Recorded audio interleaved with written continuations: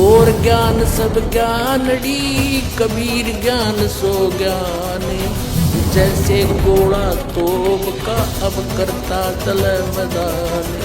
तारा मंडल बैठ कर चांद बड़ाई खावे। उदय भया जब सूरज का, स्यों तारों छप जावे।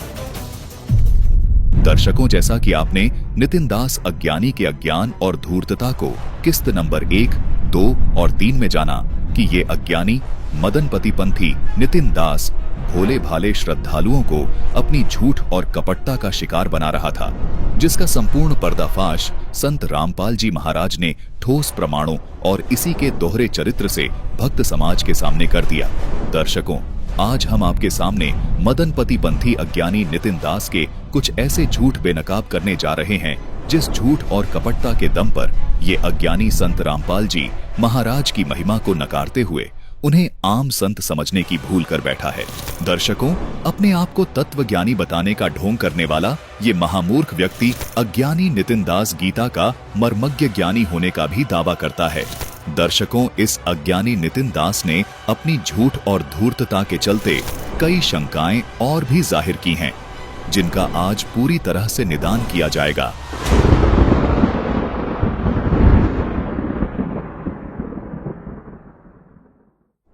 आइए पहले नितिन दास मदनपति पंथी के विचार आपके सामने रखते हैं और आज की इस आध्यात्मिक चर्चा को आगे बढ़ाते हैं।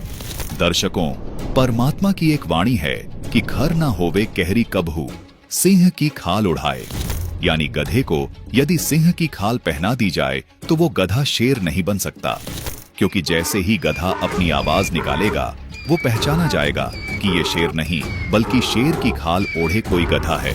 ऐसा ही कुछ आजकल आध्यात्मिक मार्ग में भी देखने को मिल रहा है। इस अज्ञानी नितिन दास ने भी दावा किया है कि मैं पूर्ण संत हूँ। दर्शकों, पूर्ण संत की पहचान उसके ज्ञान से होती है। इस बात को ये नितिन दास अज्ञानी भी मानता है। देखिए इसकी ये वीडियो। सत्य को जानने का मीटर क्या है? हमारे ग्रंथ, वो मीटर है। वाणी से पहचानिए साधु चोर की हाट, और अंतर की करनी से निकले मुंह की बात। कबीर साहब कहते हैं आपको जानना है कि मेरा गुरु सच्चा है या झूठा है, आप वाणी से मैच कराओ कि क्या भक्ति बता रहे हैं, क्या ज्ञान दे रहे हैं। अगर वाणी से मैच होता है तो ठीक है, नहीं तो आपको गुरु बदल लेना चाहिए। गुरु बदलने में कोई पाप नहीं लगता, गुरु बदलने में आपकी तरक्की होती है। दर्शकों, आइए देखते हैं ये अज्ञानी व्यक्ति कितना बड़ा संत है। आज इसकी बोली से ही इसकी पहचान करवाते हैं कि ये शेर है या गधा।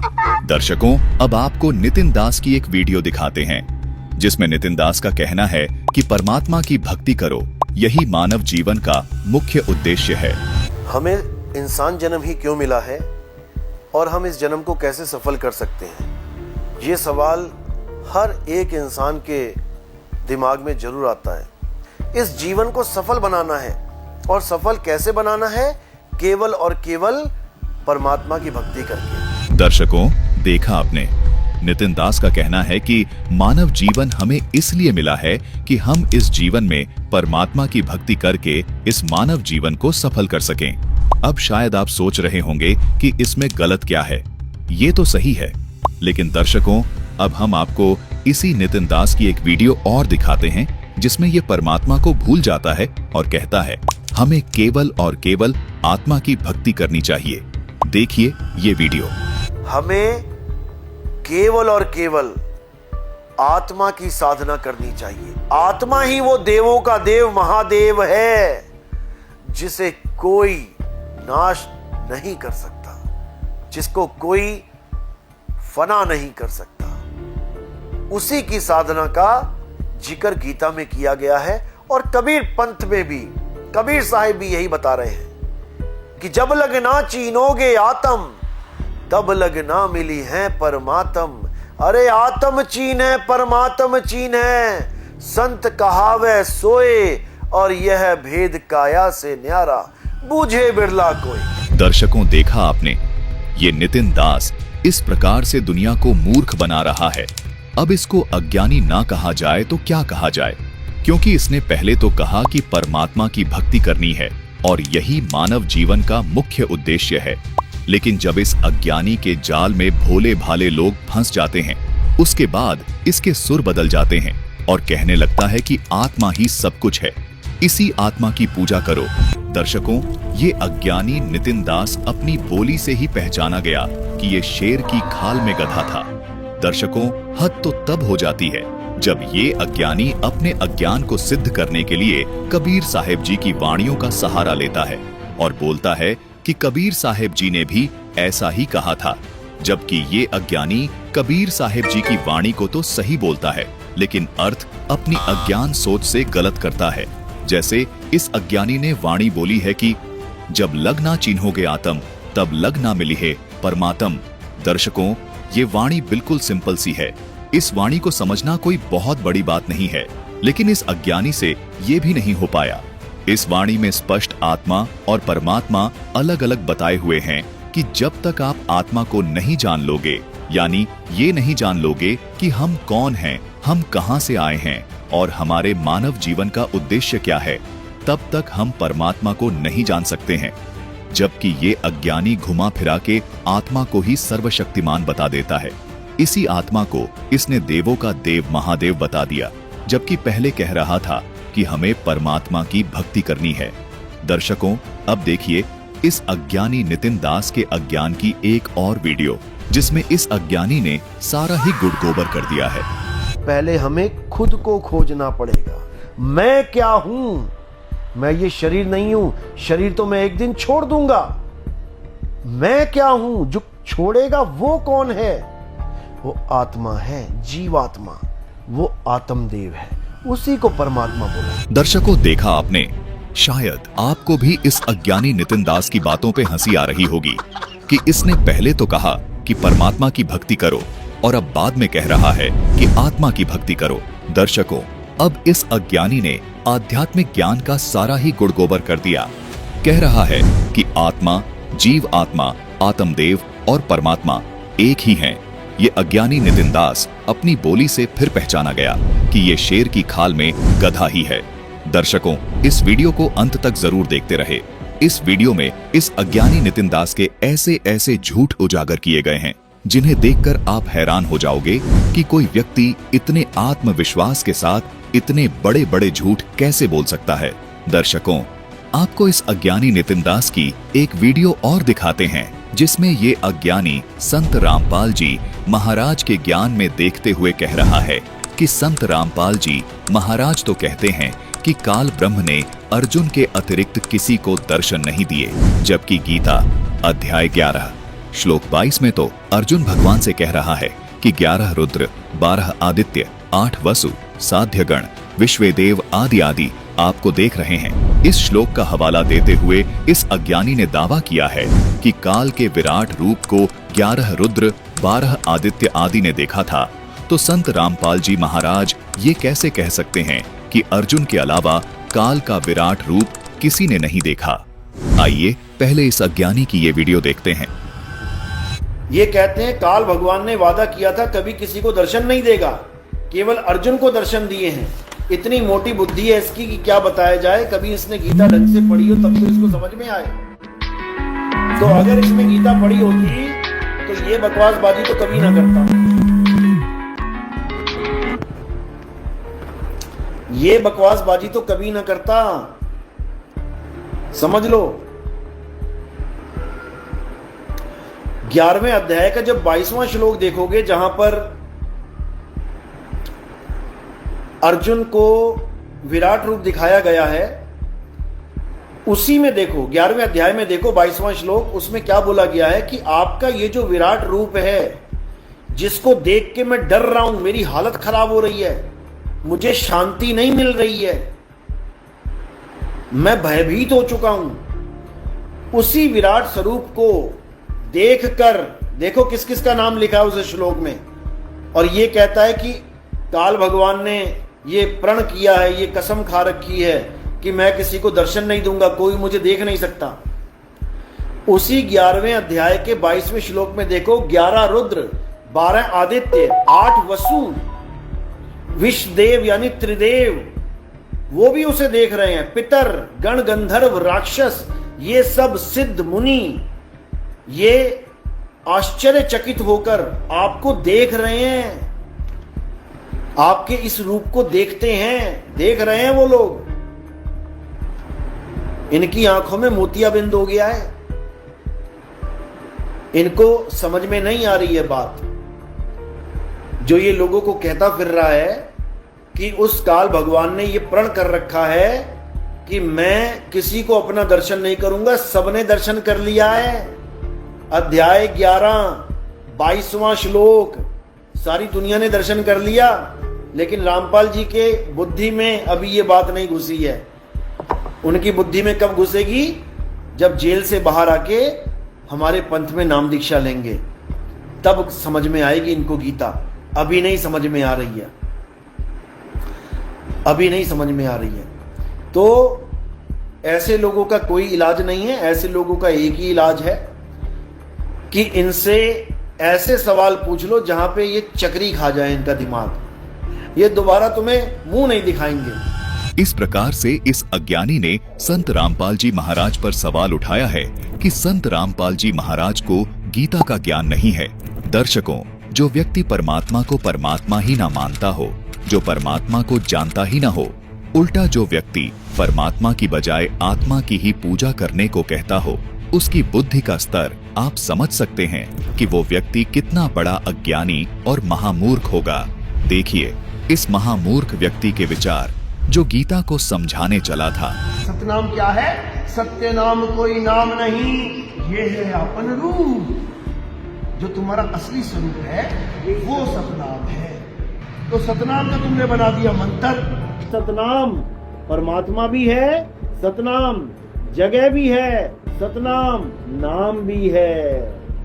इसको समझ लो। सत्य नाम कोई नाम नहीं, सतनाम नाम भी है। उनको परमात्मा नहीं मानना है कि कोई कहे कबीर साहब परमात्मा है, बिल्कुल नहीं है। दर्शकों, देखा आपने, इस मूर्ख व्यक्ति को परमात्मा का कोई ज्ञान नहीं है। आत्मा की पूजा करने को कह रहा है और परमात्मा को सिरे से नकार रहा है। कभी तो सतनाम को नाम बताया है, कभी कहता है कि सतनाम कोई नाम नहीं है, बल्कि ये तो अपनी आत्मा यानी आत्म स्वरूप है। दर्शकों, इस प्रकार की बिना सिर पैर वाली बातें करने वाले के प्रश्न भी मूर्खता से परिपूर्ण ही होते हैं। दर्शकों, इस अज्ञानी का सवाल था कि संत रामपाल जी महाराज ऐसा क्यों कहते हैं कि काल ब्रह्म ने प्रतिज्ञा कर रखी है कि मैं किसी को दर्शन नहीं दूंगा, तथा अर्जुन के अतिरिक्त काल ब्रह्म किसी को दिखाई नहीं दिया। जबकि गीता अध्याय 11 श्लोक 22 में तो प्रमाण है कि 11 रुद्र, 12 आदित्य, 8 वसु, साध्य गण, विश्वेदेव आदि आदि काल ब्रह्म को देख रहे हैं। दर्शकों, इसको कहते हैं little knowledge is the dangerous thing. इस अज्ञानी को यह मालूम होना चाहिए कि संत रामपाल जी महाराज एकमात्र ऐसे संत हैं जो कोई भी बात बिना शास्त्रों के नहीं कहते। उनका हर वक्तव्य शास्त्रों पर आधारित होता है। इस मूर्ख को यह भी नहीं पता कि काल ब्रह्म की किसी को दर्शन ने देने की प्रतिज्ञा वाली बात संत रामपाल जी महाराज ने अपनी तरफ से नहीं कही, बल्कि ये तो कबीर परमेश्वर जी ने कबीर सागर के अध्याय अनुराग सागर में सृष्टि रचना के प्रकरण में स्वयं बताई है कि काल ब्रह्म ने दुर्गा देवी से कहा था कि आज के बाद मैं अपने वास्तविक काल रूप में किसी को दर्शन नहीं दूंगा। ये मेरा अटल नियम है। दर्शकों, संत रामपाल जी महाराज जी ने तो कबीर परमेश्वर जी द्वारा बताई गई सृष्टि रचना को सिर्फ भक्त समाज के सामने पढ़कर बताया है, जबकि ये धूर्त नितिन दास केवल संत रामपाल जी महाराज में ही नहीं बल्कि कबीर परमेश्वर जी द्वारा बताई गई सृष्टि रचना में भी दोष देख रहा है। और ये अज्ञानी ये भी भूल गया कि मेरी दुकान कबीर साहिब जी के नाम पर ही चल रही है। दर्शकों, अब रही बात गीता जी की कि संत रामपाल जी महाराज ये क्यों कहते हैं कि काल ब्रह्म को अर्जुन के अतिरिक्त किसी ने नहीं देखा। संत रामपाल जी महाराज ने गीता अध्याय 11 श्लोक 47 से स्पष्ट किया है, जिसमें लिखा है कि हे अर्जुन, अनुग्रह पूर्वक मैंने अपनी योग शक्ति के प्रभाव से यह मेरा तेजोमय सबका आदि और सीमा रहित विराट रूप तुझको दिखलाया है, जिसे तेरे अतिरिक्त दूसरे किसी ने पहले नहीं देखा था।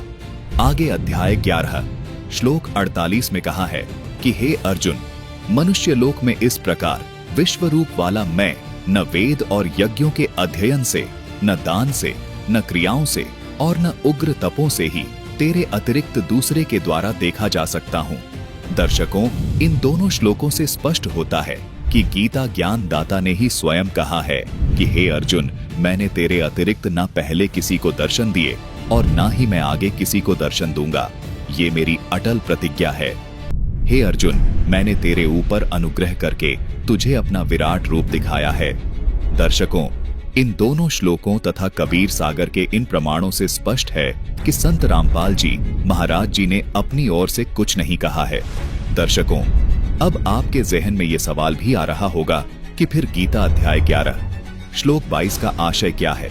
आखिर ये अज्ञानी गीता जी के इस श्लोक को आधार बनाकर ये सवाल क्यों कर रहा है कि काल ब्रह्म को अर्जुन के अतिरिक्त अन्य ने भी देखा है? दर्शकों, आइए इस अज्ञानी नितिन दास की इस अज्ञानता से भरे प्रश्नों का विश्लेषण संत रामपाल जी महाराज के सत्संग प्रवचनों के आधार पर करते हैं।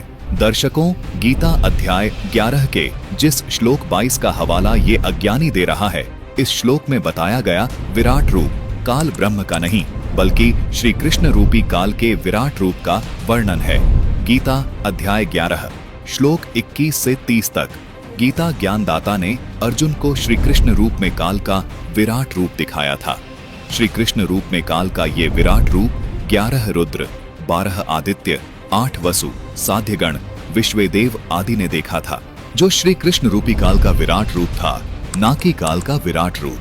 इस तत्व ज्ञान को न समझ पाने के कारण ही आज तक ये सभी विद्वान गीता ज्ञानदाता को श्री कृष्ण ही मान रहे हैं।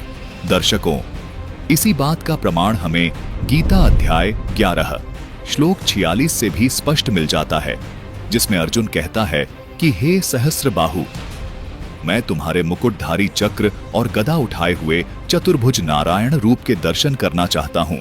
यानी अर्जुन को गीता अध्याय 11 के श्लोक 22 में वर्णित जो विराट स्वरूप दिखाया वो काल का विराट स्वरूप नहीं बल्कि कृष्ण रूप में काल का विराट स्वरूप था। इसलिए अर्जुन गीता अध्याय 11 के श्लोक 46 में काल ब्रह्म के विराट स्वरूप को देखकर डर जाता है और कहता है कि आप मुझे अपने पहले वाले चतुर्भुजी स्वरूप में दर्शन दीजिए। दर्शकों, यहाँ स्पष्ट है कि गीता अध्याय 11 के श्लोक 22 वाले विराट स्वरूप को, जो कि कृष्ण जी के रूप में काल ने जो विराट स्वरूप दिखाया, उसको तो रुद्र, 12 आदित्य, 8 वसु आदि देवताओं ने देखा, लेकिन काल का विराट स्वरूप जो गीता अध्याय 11 श्लोक 46 में वर्णित है वो अर्जुन के अलावा किसी ने नहीं देखा। इसलिए संत रामपाल जी महाराज अपने तत्व ज्ञान में ये प्रमाणित करते हैं कि अर्जुन के अलावा काल का विराट स्वरूप किसी ने नहीं देखा, क्योंकि श्री कृष्ण रूप में काल का विराट रूप 4 भुजा वाला था और काल ने अपना जो विराट रूप दिखाया वो 1000 भुजा वाला था। इसीलिए संत रामपाल जी महाराज जी स्पष्ट करते हैं कि काल के 1000 भुजा वाले विराट रूप को अर्जुन के अतिरिक्त किसी ने नहीं देखा। दर्शकों, अब आपको गीता जी अध्याय 7 श्लोक 24 और 25 को दिखाते हैं, जिसमें ये गीता ज्ञानदाता ब्रह्म स्वयं ये कह रहा है कि हे अर्जुन, ये बुद्धिहीन समुदाय मुझे व्यक्ति रूप में यानी कृष्ण मान रहा है, जबकि मैं कृष्ण नहीं हूँ। ये है गीता अध्याय 7 श्लोक 24। अव्यक्तं व्यक्तिमापन्नं मन्यन्ते माम बुद्धयः परं भावमजानन्तो ममाव्ययमनुत्तमम्। अर्थात बुद्धिहीन पुरुष मेरे अनुत्तम अविनाशी परम भाव को न जानते हुए मन इंद्रियों से परे मुँह सच्चिदानंद घन परमात्मा को मनुष्य की भांति जन्म कर व्यक्ति भाव को प्राप्त हुआ मानते हैं। अर्थात ये मुझे कृष्ण मान रहे हैं, यानी मैं कृष्ण नहीं हूँ। फिर आगे गीता अध्याय 7 श्लोक 25 में कहा है कि अपनी योग माया से छिपा हुआ मैं सबके प्रत्यक्ष नहीं होता, इसलिए यह अज्ञानी जन समुदाय मुझ जन्म रहित अविनाशी परमेश्वर को नहीं जानता, अर्थात मुझको जन्मने मरने वाला समझता है। दर्शकों, इन दोनों श्लोकों में गीता ज्ञानदाता काल ब्रह्म ने स्पष्ट कहा है कि मुझ अव्यक्त को, यानी जो किसी के सामने व्यक्त रूप में न आए, उसको ये व्यक्ति रूप में आया कृष्ण मान रहे हैं। ये तो अबुद्ध यानी बुद्धिहीन है, क्योंकि सिर्फ शरीर कृष्ण का है, गीता ज्ञानदाता कह रहा है कि मैं कृष्ण नहीं हूँ। ये सब मेरे परम भाव को नहीं जानते हैं कि मैं किसी के सामने प्रकट नहीं होता। इसलिए दर्शकों, गीता अध्याय 11 श्लोक 21 से 30 तक गीता ज्ञानदाता काल ने अर्जुन को श्री कृष्ण रूप में जो विराट रूप दिखाया था, इस कृष्ण रूपी काल का विराट रूप 11 रुद्र, 12 आदित्य, 8 वसु, साध्यगण, विश्वदेव आदि ने देखा था।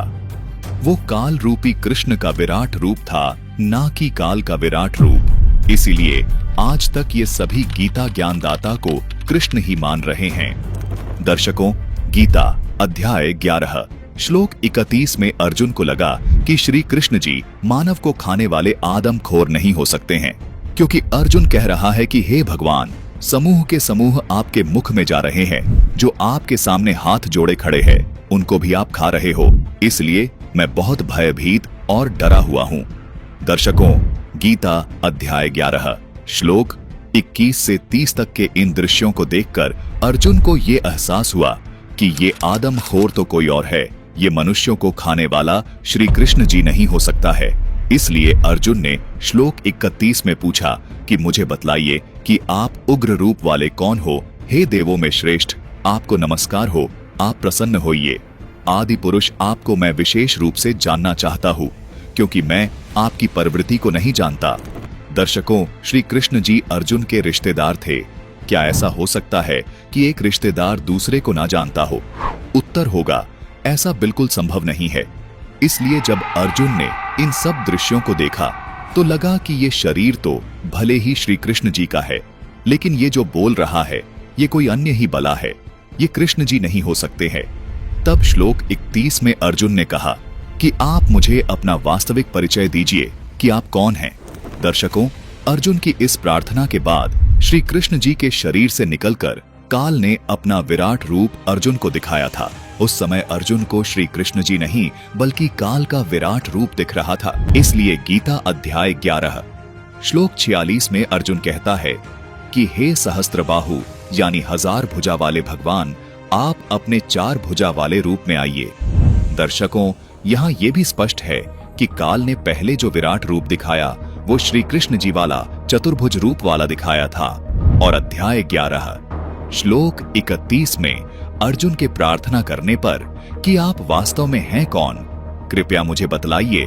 उसके बाद कृष्ण जी में प्रवेश काल ब्रह्म ने जो विराट रूप दिखाया वो काल का विराट रूप था, जिसकी 1000 भुजाएं थीं, जो अर्जुन के अतिरिक्त किसी ने नहीं देखा। दर्शकों, जब श्री कृष्ण जी के शरीर से ये काल निकला तो इस काल ने श्री कृष्ण जी को अचेत कर दिया था, और उस काल के विराट रूप के प्रकाश में अर्जुन को भी श्री कृष्ण जी नहीं दिखे थे।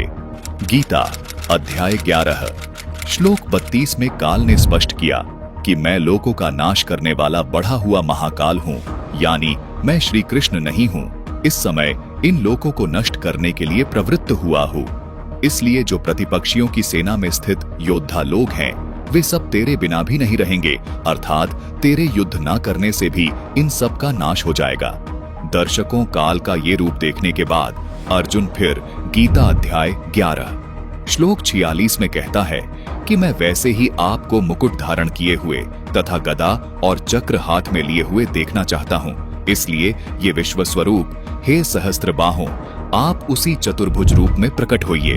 दर्शकों, इससे स्पष्ट होता है कि काल का 1000 भुजा वाला विराट रूप अर्जुन के अतिरिक्त किसी ने नहीं देखा, जो काल ने अध्याय 11 के श्लोक 31 में अर्जुन के द्वारा प्रार्थना करने के बाद दिखाया। इसलिए अध्याय 11 श्लोक 22 में जो विराट रूप 11 रुद्र, 12 आदित्य, 8 वसु, साध्यगण, विश्वदेव आदि ने देखा, वो विराट रूप काल का विराट रूप नहीं बल्कि श्री कृष्ण रूपी काल का ही विराट रूप था।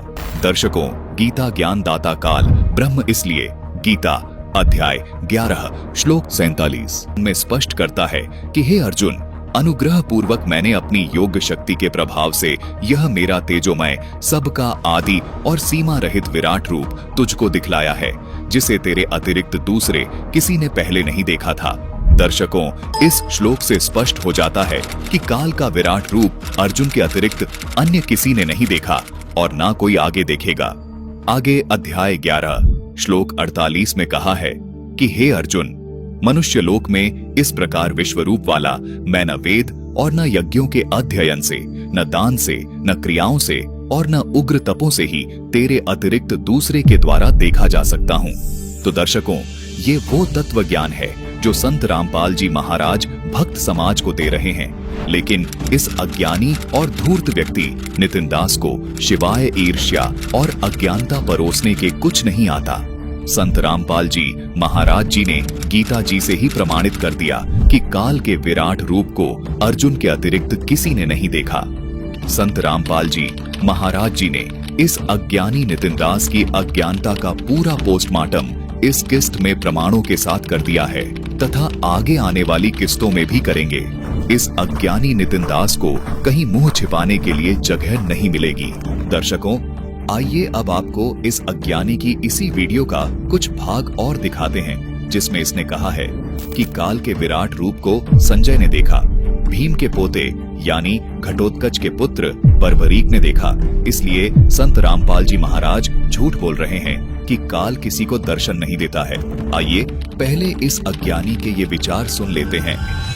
तो रामपाल के चेलों, अध्याय 11 22वां श्लोक पढ़ लो आंखें खोल के, बुद्धि खोल के।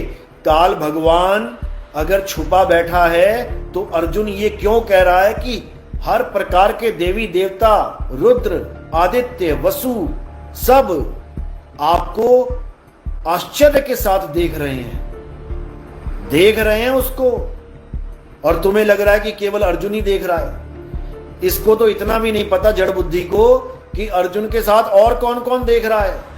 अगर काल भगवान ने प्रतिज्ञा करी थी कि हे अर्जुन, तेरे सिवा किसी को मैंने ये रूप नहीं दिखाया है, तो वहां पर संजय भी देख रहा है। वहां पर जिसकी गर्दन कटी हुई है वो राक्षस, क्या नाम है उसका, भीम का पोता, घटोत्कच का लड़का बर्बरीक, वो राक्षस कुल का राक्षस है वो, उसकी भी गर्दन बड़ी छल से कृष्ण जी ने उसकी धड़ से अलग करवाई थी। दर्शकों, इस अज्ञानी के इस प्रश्न का उत्तर संत रामपाल जी महाराज ने कुछ इस प्रकार दिया है। दर्शकों, इस अज्ञानी नितिन दास का कहना है कि संजय और भीम के पोते बबरीक ने तो पूरी महाभारत को अपनी आंखों से देखा था, इसलिए संजय और बबरीक ने भी काल को देखा है। दर्शकों, संत रामपाल जी महाराज ने तत्व ज्ञान और शास्त्रों से प्रमाणित करके बताया है कि संजय को भी युद्ध के दौरान काल ब्रह्म नहीं बल्कि कृष्ण ही दिखाई दे रहा था। वे दोनों भी काल को नहीं देख पाए। संत रामपाल जी महाराज ने गीता अध्याय 11 श्लोक 35 से प्रमाण भी दिया है। देखिए, ये है गीता अध्याय 11 श्लोक 35। एतच्छ्रुत्वा वचनं केशवस्य कृताञ्जलिर्वेपमानः किरीटी नमस्कृत्वा भूय एवाह कृष्णं सगद्गदं भीतः प्रणम्य। दर्शकों, इस श्लोक में संजय का कथन है। इस श्लोक में संजय बिल्कुल स्पष्ट कह रहा है कि केशव भगवान के इस वचन को सुनकर, यानी गीता अध्याय 11 श्लोक 32 से 34 के वचन सुनकर मुकुटधारी अर्जुन हाथ जोड़कर कांपता हुआ नमस्कार करके, फिर भी अत्यंत भयभीत होकर प्रणाम करके भगवान श्री कृष्ण के प्रति गदगद वाणी से बोला। दर्शकों, इस पूरे श्लोक से स्पष्ट है कि संजय काल ब्रह्म को नहीं बल्कि श्री कृष्ण को ही देख पा रहा है। आप इस श्लोक की मूल संस्कृत को भी देख सकते हैं। इस श्लोक की मूल पाठ की संस्कृत में कृष्ण शब्द है, यानी संजय को कृष्ण ही दिखाई दे रहा था। उसने काल का विराट रूप नहीं देखा। दर्शकों, स्पष्ट है कि ये अज्ञानी नितिन दास सिर्फ अपने अज्ञान को सही सिद्ध करने के लिए झूठ बोल रहा है। इसी प्रकार इस अज्ञानी ने बबरीक द्वारा भी काल को देखने की बात कही है। दर्शकों, आपको स्पष्ट कर दें कि बबरीक को भी काल का असली रूप नहीं दिखा था। उसको भी संजय की तरह केवल श्री कृष्ण ही दिखाई दे रहा था। केवल अर्जुन ने ही काल का विराट रूप देखा था। आइए आपको इसका सटीक प्रमाण देते हैं। दर्शकों, स्कंद पुराण के माहेश्वर खंड कुमारिका खंड में प्रकरण आता है कि जब महाभारत का युद्ध समाप्त हो चुका था, युद्ध जीतने के पश्चात सभी भगवान कृष्ण की महिमा करते हुए उन्हें पुरुषोत्तम पुरुषोत्तम कह रहे थे। ऐसा देखकर भीम चिढ़ गया और कहने लगा कि केवल कृष्ण ने ही थोड़ी युद्ध में सबको मारा है, धृतराष्ट्र के पुत्रों को तो मैंने भी मारा है। भीमसेन की ये बात सुनकर अर्जुन ने कहा कि हे भीमसेन, सबको मारने वाले केवल कृष्ण ही है, इस बात को बेशक आप बर्बरीक से पूछ लो। अर्जुन की ये बात सुनकर भीमसेन पर्वत पर स्थित बर्बरीक के मस्तक के पास गए और उनसे पूछा कि युद्ध में कौरवों को किसने मारा। भीमसेन के प्रश्न का उत्तर देते हुए बर्बरीक ने कहा कि हे भीमसेन, मैंने तो शत्रुओं के साथ केवल एक पुरुष को युद्ध करते देखा है। उस पुरुष के एक मुख और 4 भुजाएं थीं। दर्शकों, इस प्रसंग को देखने के बाद ये बिल्कुल स्पष्ट हो जाता है कि बर्बरीक को जो पुरुष दिख रहा था उसकी केवल 4 भुजाएं थीं। वहीं अर्जुन ने जिस विराट रूप को देखा उसकी 1000 भुजाएं थीं। इससे प्रमाणित हो जाता है कि जिस विराट पुरुष को अर्जुन ने देखा उसको बर्बरीक आदि किसी ने भी नहीं देखा। अन्य देवता गणों व बर्बरीक को जो विराट रूप दिखा वो श्री कृष्ण का ही विराट रूप था। दर्शकों, बर्बरीक ने तो विराट रूप का जिक्र तक नहीं किया। इससे ये सिद्ध होता है कि काल का विराट रूप ना तो संजय ने देखा और ना ही बर्बरीक ने देखा। इसलिए संत रामपाल जी महाराज का तत्व ज्ञान 100% सत्य और शास्त्रों पर आधारित है। अर्जुन के अलावा संजय और बर्बरीक द्वारा काल का विराट रूप देखने की बात कहना भी इस अज्ञानी के अधूरे ज्ञान का प्रमाण ही है। आइए आपको इस विषय को एक और जीवित उदाहरण के माध्यम से समझाते हैं। दर्शकों, कबीर परमेश्वर जी ने आज से लगभग 600 वर्ष पूर्व एक लीला की थी जो इस प्रकार थी। एक बार कबीर परमेश्वर जी को जान से मारने के लिए एक खूनी हाथी बुलवाया गया था। हाथी को शराब पिलाकर पीलवान कबीर साहिब जी को मारने के लिए जैसे ही आगे बढ़ता है तो कबीर साहिब जी ने हाथी को बब्बर शेर अपने पास खड़ा दिखा दिया था, जिसको देखकर हाथी पीछे भागने लगा था। उस समय वो बब्बर शेर केवल हाथी को ही दिखाई दे रहा था। वहां उपस्थित अन्य किसी को वो बब्बर शेर नहीं दिखाई दिया। यहाँ तक कि पीलवान भी समझ नहीं पा रहा था कि हाथी आगे क्यों नहीं बढ़ रहा, क्योंकि पीलवान को भी केवल कबीर साहिब नजर आ रहे थे, बब्बर शेर नजर नहीं आ रहा था। जब पीलवान हाथी को ज्यादा ही परेशान करने लगा तो कबीर साहिब जी ने पीलवान को भी बब्बर शेर अपने पास खड़ा दिखा दिया था। तब पीलवान और हाथी दोनों वहां से भाग खड़े हुए। दर्शकों, उसी समय कबीर साहिब जी ने राजा सिकंदर लोधी को अपने शरीर को बहुत विराट करके दिखाया। कबीर साहिब जी का ये विराट स्वरूप केवल राजा सिकंदर लोधी ही देख पा रहा था, जबकि वहां हजारों दर्शक मौजूद थे। संत गरीबदास जी महाराज जी ने अपनी वाणी में कहा है कि जम्बाइया अंगड़ाइया डे कबीर लंबे भय दयाल, गरीबदासा सिकंदर को मानो दर्शा काल। दर्शकों, ये एक प्रकार की सिद्धि होती है जिसको दिखाना चाहे केवल वही देख सकता है। इसी प्रकार महाभारत के युद्ध में अर्जुन को काल का विराट रूप दिखाई दे रहा था, जबकि संजय और बर्बरीक तथा अन्य सभी को केवल श्री कृष्ण जी ही दिखाई दे रहे थे। जिस विराट स्वरूप को ये अज्ञानी 11 रुद्र, 12 आदित्य, 8 वसु आदि को देखने की बात कर रहा है, वो काल का विराट रूप नहीं था, बल्कि श्री कृष्ण रूपी काल का विराट रूप था। दर्शकों, यहाँ गौर करने योग्य बात ये भी है कि कबीर परमेश्वर की हर एक वाणी पत्थर की लकीर है जो 100% सत्य है। कबीर परमेश्वर जी ने जैसा कि कबीर सागर में बताया है कि काल ब्रह्म ने दुर्गा को वचन दिया था कि मैं कभी किसी को अपने वास्तविक काल रूप में दर्शन नहीं दूंगा, वो बिल्कुल सत्य है। दर्शकों, अर्जुन ने भी काल का वास्तविक रूप नहीं बल्कि काल का विराट रूप देखा था, जो कि काल की 1000 कलाओं में से एक था, जबकि वास्तविक रूप काल का कोई नहीं देख सकता, जैसा कि उसने दुर्गा को वचन दिया है। दर्शकों, गीता अध्याय 11 श्लोक 32 भी इसी बात को प्रमाणित करता है, जिसमें स्पष्ट बताया गया है कि काल ब्रह्म ने अर्जुन को कहा है कि हे अर्जुन, ये मैं लोगों का नाश करने वाला बड़ा हुआ महाकाल हूँ, यानी वास्तविक रूप में नहीं बल्कि विराट रूप में प्रवृत्त हुआ हूँ, यानी वास्तविक रूप से अन्य रूप में बड़ा हुआ काल हूँ। और इस समय इन लोकों को नष्ट करने के लिए आया हूँ। दर्शकों, इस श्लोक से भी स्पष्ट है कि अर्जुन ने काल का वास्तविक रूप नहीं बल्कि काल का बड़ा हुआ विराट रूप देखा था, जिसको अर्जुन के अतिरिक्त किसी ने नहीं देखा और न कोई देख पाएगा। इस वीडियो में गीता जी के इन श्लोकों में काल के विराट रूप का वर्णन है, न कि काल के वास्तविक रूप का। दर्शकों, आपको शिव पुराण से एक प्रकरण दिखाते हैं जिससे आपको समझने में आसानी होगी कि ये काल किस प्रकार अन्य रूप बनाकर अपने कार्य सिद्ध करता है। शिव पुराण के विद्येश्वर संहिता के अंदर एक प्रकरण आता है।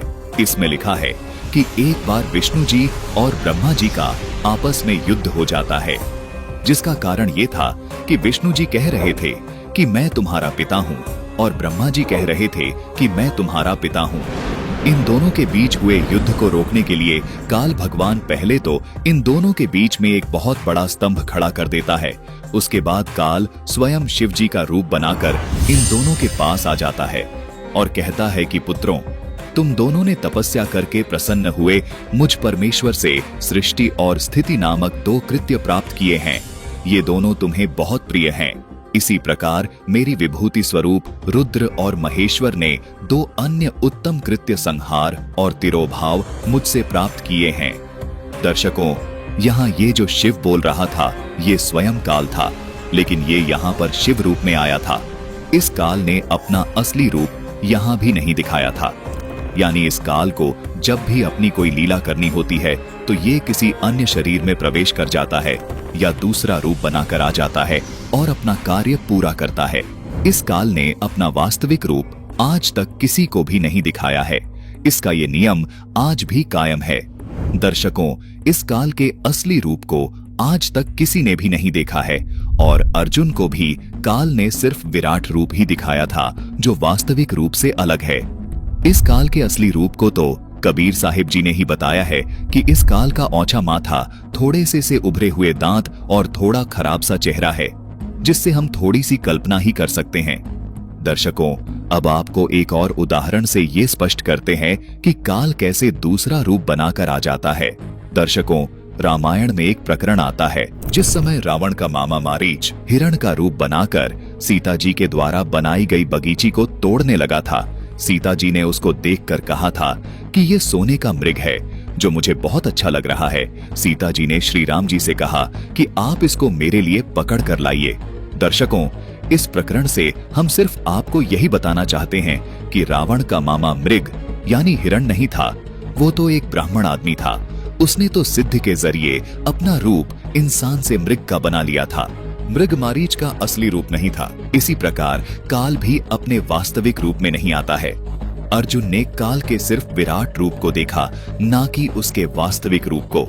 और काल ने अर्जुन को ये भी कहा था कि इस मेरे विराट रूप को अर्जुन तेरे अतिरिक्त आज तक किसी ने नहीं देखा है और आगे भी कोई नहीं देखेगा।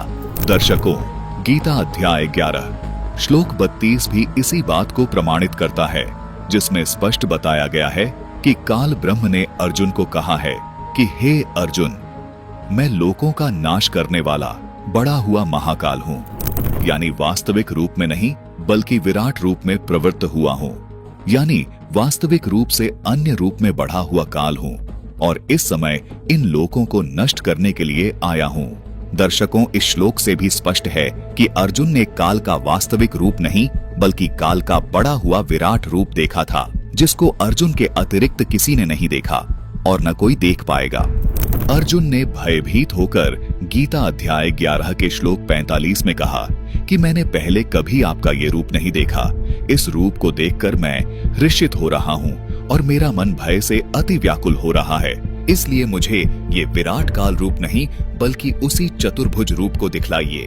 दर्शकों, यहाँ भी स्पष्ट है कि काल ने पहले तो अर्जुन को कृष्ण रूपी विराट रूप दिखाया था, जो चतुर्भुज रूप में था, जिसको 11 रुद्र, 12 आदित्य, 8 वसु, साध्यगण, विश्वदेव आदि ने देखा था। लेकिन काल ने जो अपना विराट रूप दिखाया वो अर्जुन के अतिरिक्त किसी ने नहीं देखा तथा अर्जुन को भी सिर्फ विराट रूप यानी अपना बड़ा हुआ रूप ही दिखाया।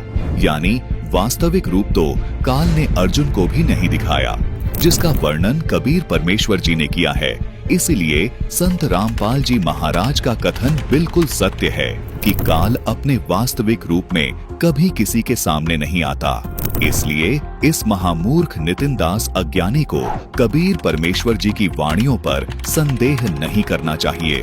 गीता जी के इन श्लोकों को अपने मन मुताबिक अर्थ करके कबीर परमात्मा की वाणियों को गलत साबित करने का इसका असफल प्रयास आपके सबके सामने संत रामपाल जी महाराज ने उजागर कर दिया है। दर्शकों, ये धूर्त व्यक्ति तो शेख तकी की फोटोकॉपी है। जिस प्रकार शेख तकी ने कबीर परमेश्वर के सच्चे सूचे ज्ञान को सरेआम झुठलाते हुए अपने अज्ञान और धूर्तता को महत्वता दी थी, आज वही क्रियाएं इस अज्ञानी नितिन दास की हैं। इस अज्ञानी को भी सच से कोई लेना देना नहीं है। बस अपने अज्ञान और कुतर्कों को ऊपर रखकर भोले भाले श्रद्धालुओं का जीवन बर्बाद करना ही इसका उद्देश्य है। आइए दर्शकों, आपको इस अज्ञानी नितिन दास की एक वीडियो और दिखाते हैं, जिसमें इस अज्ञानी ने गीता अध्याय 2 श्लोक 16 और अध्याय 3 श्लोक 17 में इसी प्रकार से ज्ञान का गुड़ गोबर करने की कुचेष्टा की है तथा आध्यात्मिक ज्ञान में अपनी अज्ञानता मिलाने का प्रयास किया है।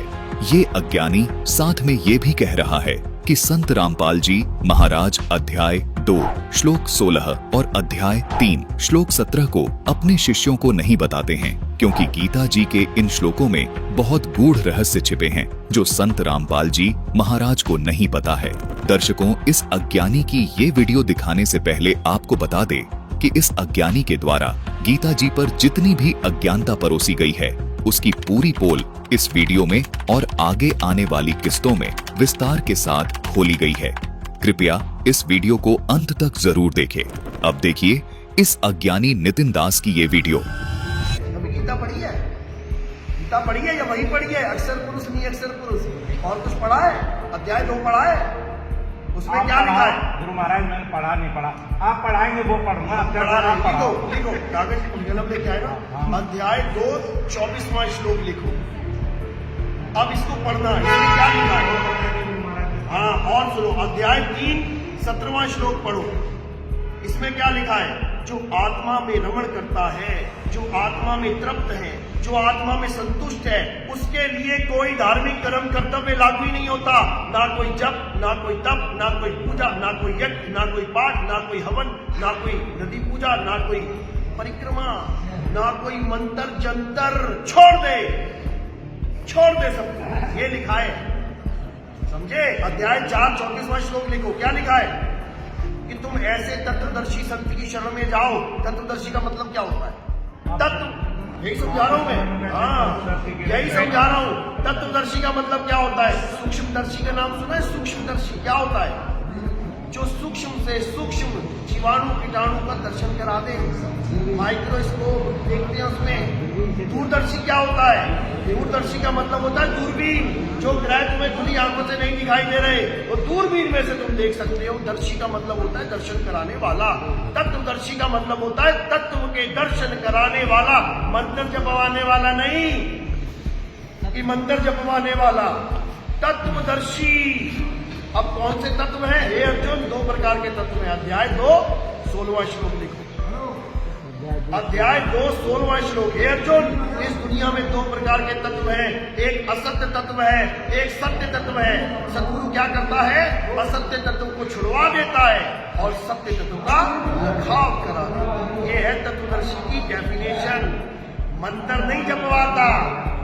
मंत्र जपवाने वालों को, कान में नाम देने वालों को कन भुक्का कहते हैं। कान में मंत्र फूंक दिया। दर्शकों, जैसा कि आपने नितिन दास की इस वीडियो में देखा कि इसने संत रामपाल जी महाराज के एक नए भोले भाले अनुयायी को कहा है कि क्या तूने गीता पढ़ी है? उस भोले भाले अनुयायी ने कहा कि जी, मैंने गीता नहीं पढ़ी है। फिर आगे नितिन दास ने कहा कि अब मैं तुझे गीता पढ़ाता हूँ। तूने तो अब तक अक्षर पुरुष और परम अक्षर पुरुष ही पढ़ा है। अब तू तत्वदर्शी संत की गीता पढ़।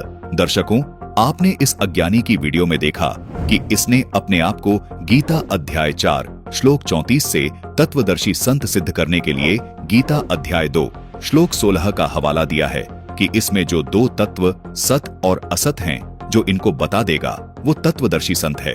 इसका कहना है कि नाम जपाने वाला कोई भी गुरु तत्वदर्शी संत नहीं है। दर्शकों, इस अज्ञानी ने उसके बाद गीता अध्याय 2 श्लोक 16 से सत तत्व आत्मा को बताया है जो अविनाशी है, और असत तत्व 5 तत्व को बताया है जो नाशवान है। यानी इस अज्ञानी का मानना है कि आत्म तत्व यानी जिसको ये सत तत्व कहता है, उसको जानने वाला तत्वदर्शी संत है। दर्शकों, अब आपको हम गीता अध्याय 4 श्लोक 34 को एक बार दिखा देते हैं। ये है अध्याय 4 श्लोक 34। इसमें कहीं भी आत्म तत्व को जानने वाले नहीं लिखा है, बल्कि परमात्म तत्व को जानने वाले लिखा है। जबकि ये अज्ञानी तो आत्मा से ऊपर बुद्धि ही नहीं रखता। इसका स्पष्ट कहना है कि केवल आत्मा की पूजा करो, परमात्म तत्व को ये अज्ञानी जानता ही नहीं है। दर्शकों, इस अज्ञानी नितिन दास ने गीता अध्याय 2 श्लोक 24 का हवाला देते हुए कहा है कि आत्मा सनातन, पुरातन और नित्य है। दर्शकों, आपको बता दें कि इस श्लोक में आत्मा का नहीं बल्कि परमात्मा का जिक्र है, जो हम आपको आगे वीडियो में प्रमाणित करेंगे।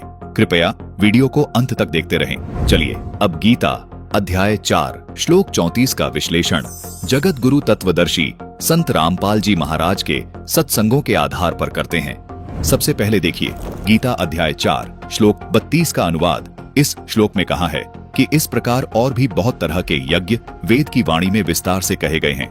उन सबको तू मन, इंद्रिय और शरीर की क्रिया द्वारा संपन्न होने वाले जान।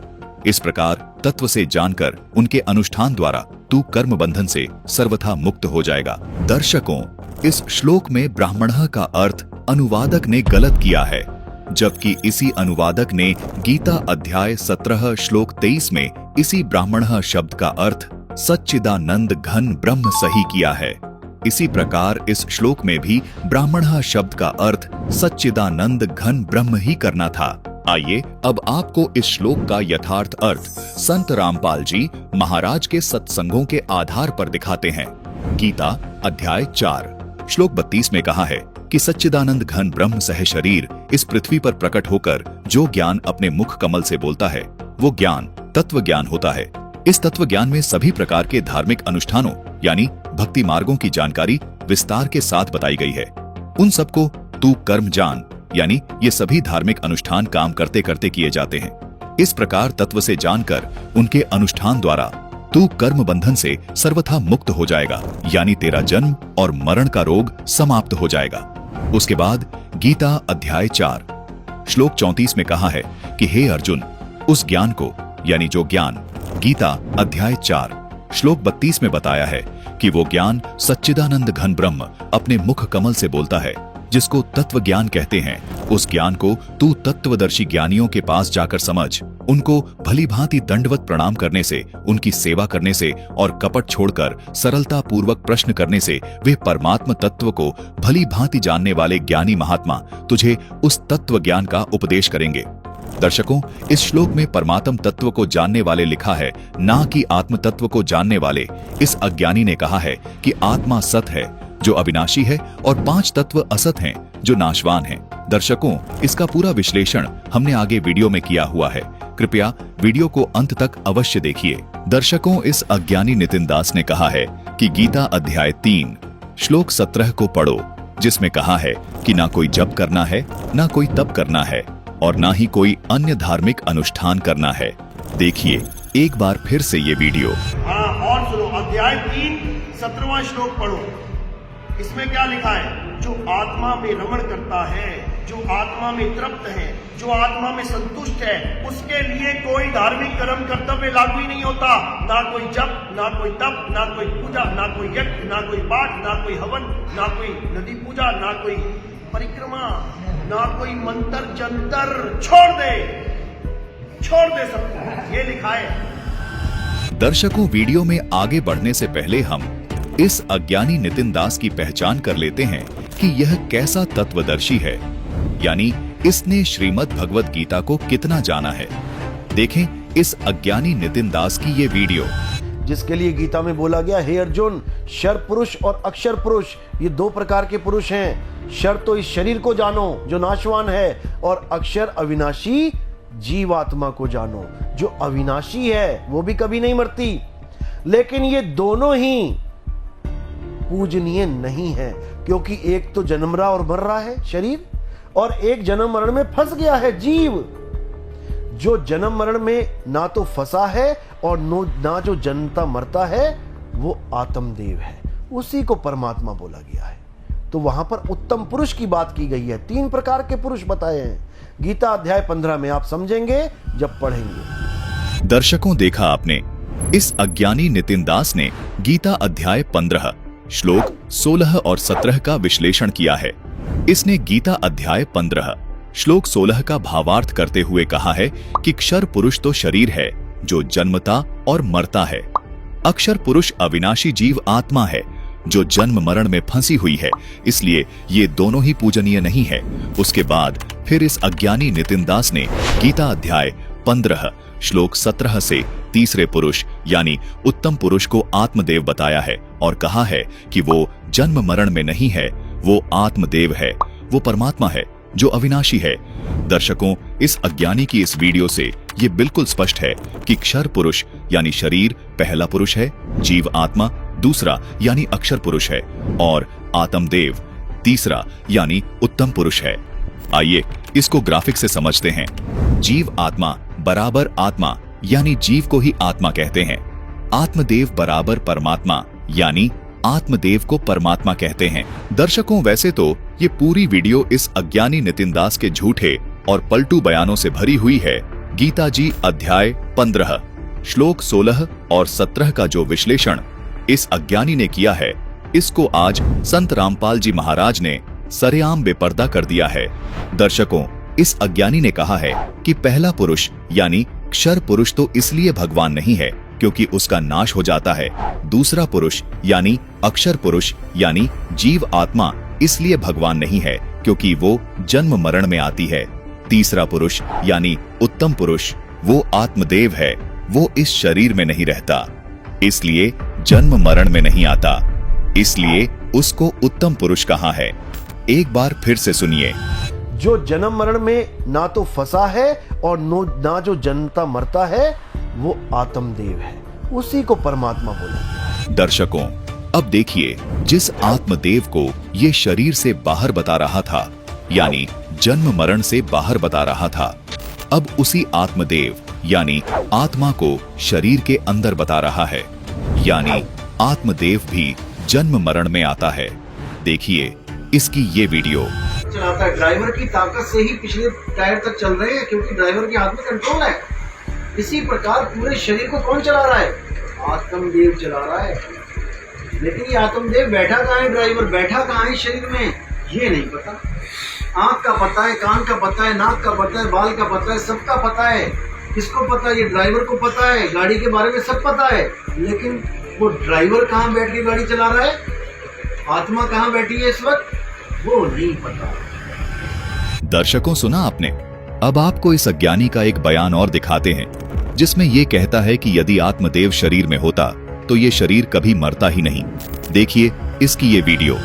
जो जन्म मरण में ना तो फंसा है और ना जो जनता मरता है, वो आत्मदेव है, उसी को परमात्मा बोला गया है। तो अगर परमात्मा इस काया में रहता होता तो इस काया को कोई मार ही नहीं सकता था। दर्शकों, इस अज्ञानी के अनुसार आत्मदेव यानी परमात्मा शरीर में होता तो ये शरीर कभी मरता ही नहीं। लेकिन अब ये अज्ञानी स्वयं स्वीकार कर रहा है कि आत्मदेव ड्राइवर की तरह इस शरीर में बैठा है, लेकिन किसी को ये नहीं पता कि शरीर में वो कहाँ है। चलाता है, ड्राइवर की ताकत से ही पिछले टायर तक चल रहे हैं क्योंकि ड्राइवर के हाथ में कंट्रोल है। इसी प्रकार पूरे शरीर को कौन चला रहा है? आत्मदेव चला रहा है। लेकिन ये आत्मदेव बैठा कहाँ है, ड्राइवर बैठा कहाँ है शरीर में, ये नहीं पता। दर्शकों, सुना आपने? इस अज्ञानी के इन सभी बयानों से पहली बात तो ये स्पष्ट हो गई कि जिसको ये आत्मा यानी आत्मदेव कहता है वो शरीर में है। दर्शकों, हम आपको ये स्पष्ट करना चाहते हैं कि इस अज्ञानी को स्वयं ये स्पष्ट नहीं है कि क्षर पुरुष क्या है, अक्षर पुरुष क्या है और उत्तम पुरुष क्या है। इससे आप आसानी से समझ सकते हैं कि इस अज्ञानी नितिन दास ने गीता अध्याय 3 श्लोक 17 के भावार्थ को कितना समझा और जाना होगा, क्योंकि ये अज्ञानी तो उत्तम पुरुष आत्मदेव को बता रहा था, यानी जो शरीर में नहीं रहता। अब उसी उत्तम पुरुष यानी आत्मदेव को शरीर में बता रहा है। दर्शकों, आगे आप इस वीडियो को देखेंगे तो माथा पकड़ के बैठ जाएंगे कि ऐसे ऐसे अज्ञानी और महामूर्ख व्यक्ति भी अपने आप को तत्वदर्शी होने का दावा करते हैं, जबकि इस अज्ञानी के अज्ञान के अनुसार जीव आत्मा, आत्मा, आत्मदेव तथा परमात्मा एक ही हैं। सुनिए। वो आत्मा है, जीवात्मा, वो आत्मदेव है, उसी को परमात्मा बोला। दर्शकों, देखा आपने, इस अज्ञानी ने अब सारा ही गुड़ गोबर कर दिया है। पहले तो ये अज्ञानी आत्मा को आत्मदेव यानी परमात्मा की शरण में जाने के लिए कह रहा था, लेकिन अब इस अज्ञानी ने कहा है कि जीव, आत्मा, आत्मदेव यानी परमात्मा एक ही है। अब इसने खुद से ही अपने पुराने सिद्धांत को गलत सिद्ध कर दिया। दर्शकों, ये अज्ञानी नितिन दास एक नंबर का धूर्त और महामूर्ख इंसान है। ये अज्ञानी बस लोगों को भ्रमित कर रहा है। ऐसे अज्ञानियों के विषय में संत गरीब दास जी महाराज जी की कुछ वाणियां संत रामपाल जी महाराज के मुखारबिंद से सुनाते हैं। ये वाणियां इन धूर्त और मूर्ख लोगों को आईना दिखाती हैं। गरीबदास जी कहते हैं कि चातुर प्राणी चोर हैं, ये मूड मुग्ध हैं ठोठे, संतों के नहीं काम के, इनको दो गड़जोटे। कि ये चतुर प्राणी हैं जो अटपट करके गुरु बन गए, भोली भाली आत्माओं को फंसाए बैठे, और हम इतना क्लियर ज्ञान बता रहे हैं, स्पष्ट कर रहे हैं, प्रमाण बता रहे हैं, और आंखों देखा भगवान का ज्ञान बता रहे हैं, और फिर भी ना स्वामी मानने को तैयार है, ना उनके शिष्य मानने को तैयार है। तो उसके विषय में कहा है कि झूठे गुरु को झटक दे, पड़ा रहने दे उसने, और सिर स्वामी को फूक, यानी उनको पड़ा रहने दे। ना मानते तो समझाने का फर्ज बनता है, उनके साथ खसे नहीं। या मैं दोष जरा नहीं शब्द कहा हमको, सतगुरु सतगुरु क्या कहे, ये शब्द अतीत पहचाने, रोम रोम में तेज है, कोट सूर सचिभान। गरीबदास जी कहते हैं झूठे गुरु का नीतर लावे और घरते काट घसीटे, और या के पीटे पाप नहीं है, उसने निश्चय पीटे। पीटन का अर्थ है कि उसको स्वीकार नहीं करे, उसकी बातों में नहीं आवे, और उसको फिर घर पे आने से भी विरोध करे कि बस बतेरे दिन आपने हमारा नाश कर लिया, खाना खाओ और जाओ। इतना सा उसके साथ लगाव रखे। दर्शकों, जैसा कि आपने अभी तक इस अज्ञानी नितिन दास के विचारों को सुना और जाना कि ये अज्ञानी जीव, आत्मा और आत्मदेव को अलग अलग बता रहा था। दर्शकों, अब आपको इस अज्ञानी नितिन दास की एक वीडियो और दिखाते हैं, जिसमें इसने आत्मा, जीवात्मा और आत्मदेव यानी परमात्मा को एक ही बताया है। देखिए यह वीडियो। पहले हमें खुद को खोजना पड़ेगा। मैं क्या हूं? मैं ये शरीर नहीं हूं। शरीर तो मैं एक दिन छोड़ दूंगा। मैं क्या हूं? जो छोड़ेगा वो कौन है? वो आत्मा है, जीवात्मा, वो आत्मदेव है, उसी को परमात्मा बोला। दर्शकों, देखा आपने इस स्वयंभू तत्वदर्शी बने अज्ञानी का तत्व ज्ञान। इस अज्ञानी ने पहले तो आत्मा और जीव आत्मा को एक ही बताया था तथा आत्मदेव और परमात्मा को एक बताया था, लेकिन अब इस अज्ञानी ने सारा ही गुड़ गोबर कर दिया। अब इसने इन चारों को एक ही बता दिया है। दर्शकों, अब भी इस अज्ञानी नितिन दास के अज्ञान को देखकर कोई इससे अपना पीछा नहीं छुड़ाता है, तो उसके विषय में संत गरीब दास जी महाराज जी ने अपनी वाणी में कहा है कि गरीब चातुर प्राणी चोर हैं, मूड मुग्ध है ठोठे, संतों के नहीं काम के, इनको दे गल जोट। अब आप जी को गीता अध्याय 3 श्लोक 17 में जो इस अज्ञानी ने अपने अज्ञान के अनुसार अड़ंगा अनुवाद किया है, उसको समझने में आपको बहुत आसानी होगी। दर्शकों, इस अज्ञानी को यही नहीं पता है कि आत्मा क्या है और परमात्मा क्या है, और चला है गीता जी के श्लोकों का अनुवाद करने। अब तक तो यह स्पष्ट हो गया है कि इस अज्ञानी ने गीता अध्याय 3 श्लोक 17 को कितना समझा होगा। दर्शकों, ये अज्ञानी नितिन दास गीता अध्याय 2 श्लोक 16 को भी अपने अज्ञान का हिस्सा बनाता है। सबसे पहले देखिए इस अज्ञानी की ये वीडियो। तत्वदर्शी का मतलब जिस दिन तुमने जान लिया ना, उस दिन तुम रामपाल जी को छोड़ दोगे। अध्याय 2 16वां श्लोक उठाओ, लेके आओ, फटाक से लेके आओ। तुम्हें आज गीता बताते हैं गीता होती क्या है। आज तक तो तुमने रामपाल की गीता सुनी है, आज हम तुम्हें तत्वदर्शी संत की गीता बताते हैं क्या। गुरुजी आप लोग गीता लाए क्या? छोटा लाने की जरूरत नहीं है, इनकी और ठीक है। गीता तो गीता है, जो मर्जी लाओ। पहले जो सवाल रखा गया है कि तत्वदर्शी संत, अब इसका मतलब जानेंगे और ये जानेंगे कि ये नाम आया कहां से, किसने इसका नामकरण किया है। गीता में ही लिखा है, लेकिन तुम्हें नहीं बताया जाएगा। समझ लो, तुम्हें क्यों नहीं बताया जाएगा? क्योंकि अगर तुम्हें बता दिया तो काल का जाल खत्म हो जाएगा, और रामपाल जी महाराज कभी नहीं चाहता कि काल का जाल खत्म होए। नहीं, काल का जाल ही खत्म कर रहे हैं। अरे वो लग रहा है तुम्हें। रामचरित में प्रमाण मिलता है कि ईश्वर अंश जीव अविनाशी, हाँ। जीव अविनाशी, और उसमें दो चीजें बोली हैं, जी, ईश्वर अंश जीव अविनाशी। बताओ शरीर कहाँ बोला है? बोलो तुम शरीर कहाँ से बीच में लेके आ गए? आप सच है ना, वहाँ पे सच है, वहाँ पे जो है। अरे मेरे भाई, जीव शरीर बाबा जी नहीं, अरे सुन ले मेरे भाई, सुन ले। अरे सुन लो, सुनाने मत आओ, सुन लो। ईश्वर अंश जीव अविनाशी, दोनों ही अविनाशी है जी, दोनों अविनाशी है। तो फिर इसमें सत्य सत्य का निर्णय कहाँ कर दिया तुमने? अब नासवान क्या है? तो शरीर है, क्योंकि अरे इसमें आत्मा है, ये नासवान है भाई। सुन ले, शरीर नाशवान है, यानी अच्छी बात बोली, यानी एक तत्व नाशवान है। अब शरीर केवल एक तत्व नहीं है, कितने तत्वों का? 5 तत्व। इसका मतलब 5 तत्व नाशवान हैं और वो असत्य हैं। अब अविनाशी क्या है? ये तो हो गई एक डेफिनेशन। असत्य तत्व क्या है? जो नाशवान है, उसकी पूजा नहीं करना है। मूर्ति वाला भी कह देगा यार गलती होगी मुझसे, सारी उम्र मूर्ति पूछता रहा, 84 में ठोका जाएगा। अभी आपने बाबा बोले अविनाशी क्या है, तो उसी में वही है ना, रामायण में लिखा है कि ईश्वर अंश जीव अविनाशी। ये अविनाशी है, कौन आत्मा है? ईश्वर अविनाशी है, और उसको बनाया हुआ आत्मा जिसका अंश है, वो दोनों अविनाशी है जी। तो परमात्मा अविनाशी है, बाकी सब नाशवान है। दर्शकों, इस अज्ञानी नितिन दास को संत रामपाल जी महाराज के शिष्यों ने बिल्कुल स्पष्टता से कहा है कि ईश्वर अंश जीव अविनाशी, यानी जीव यानी आत्मा ईश्वर का अंश है, लेकिन आत्मा जन्म मरण में फंसी हुई है। इसलिए अविनाशी केवल परमात्मा है, बाकी सब नाशवान हैं। इस बात को ये नितिन दास भी मानता है कि जीव यानी आत्मा जन्म मरण में फंसी हुई है। गीता अध्याय 4 श्लोक 5 और 9 में भी श्री कृष्ण जी की आत्मा कहती है कि हे अर्जुन, तेरे और मेरे तो बहुत सारे जन्म हो चुके हैं। विचारणीय विषय है कि यदि आत्मा जन्म मरण में फंसी हुई है तो अविनाशी नहीं हो सकती।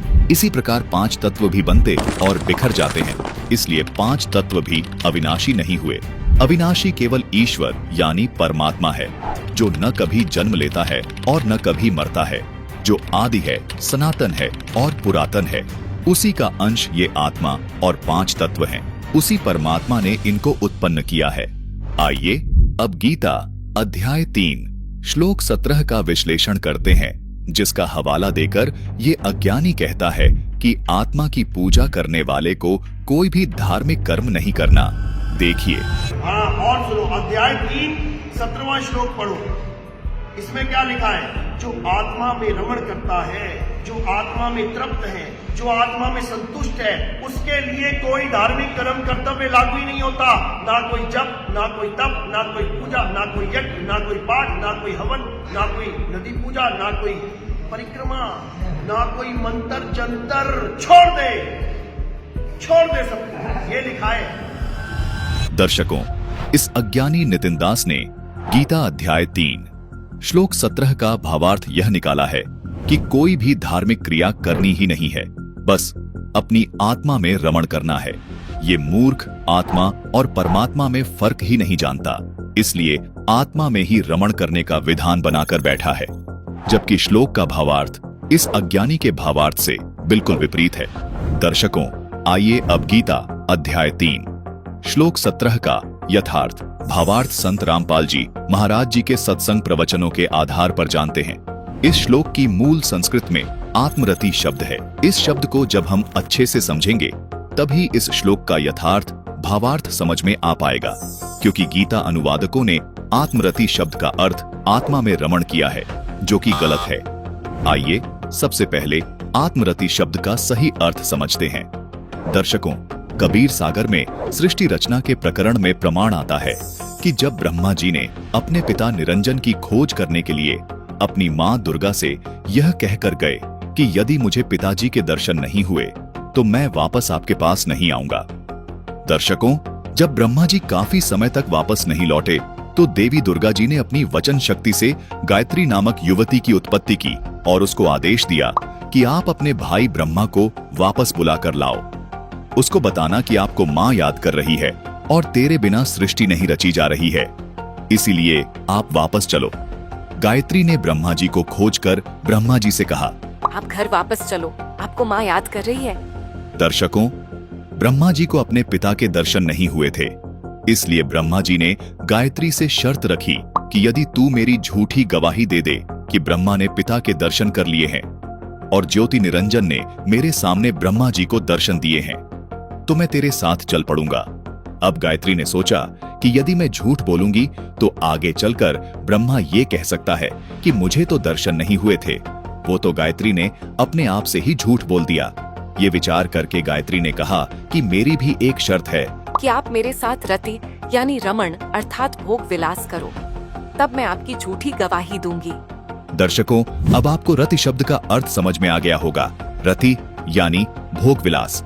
अब अनुवादक तथा नितिन दास के अनुसार इस श्लोक पर विवेचन करते हैं। इस श्लोक में अनुवादक ने आत्मरति का अनुवाद किया है आत्मा में रमण करने वाला, जो कि गलत है।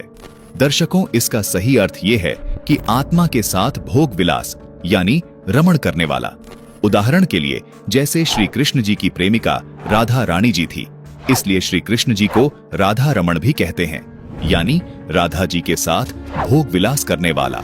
इसी प्रकार आत्मरति का अर्थ बना आत्मा के साथ भोग विलास यानी रमण करने वाला। दर्शकों, भोग विलास यानी रमण तो दो जीवों के बीच ही होता है।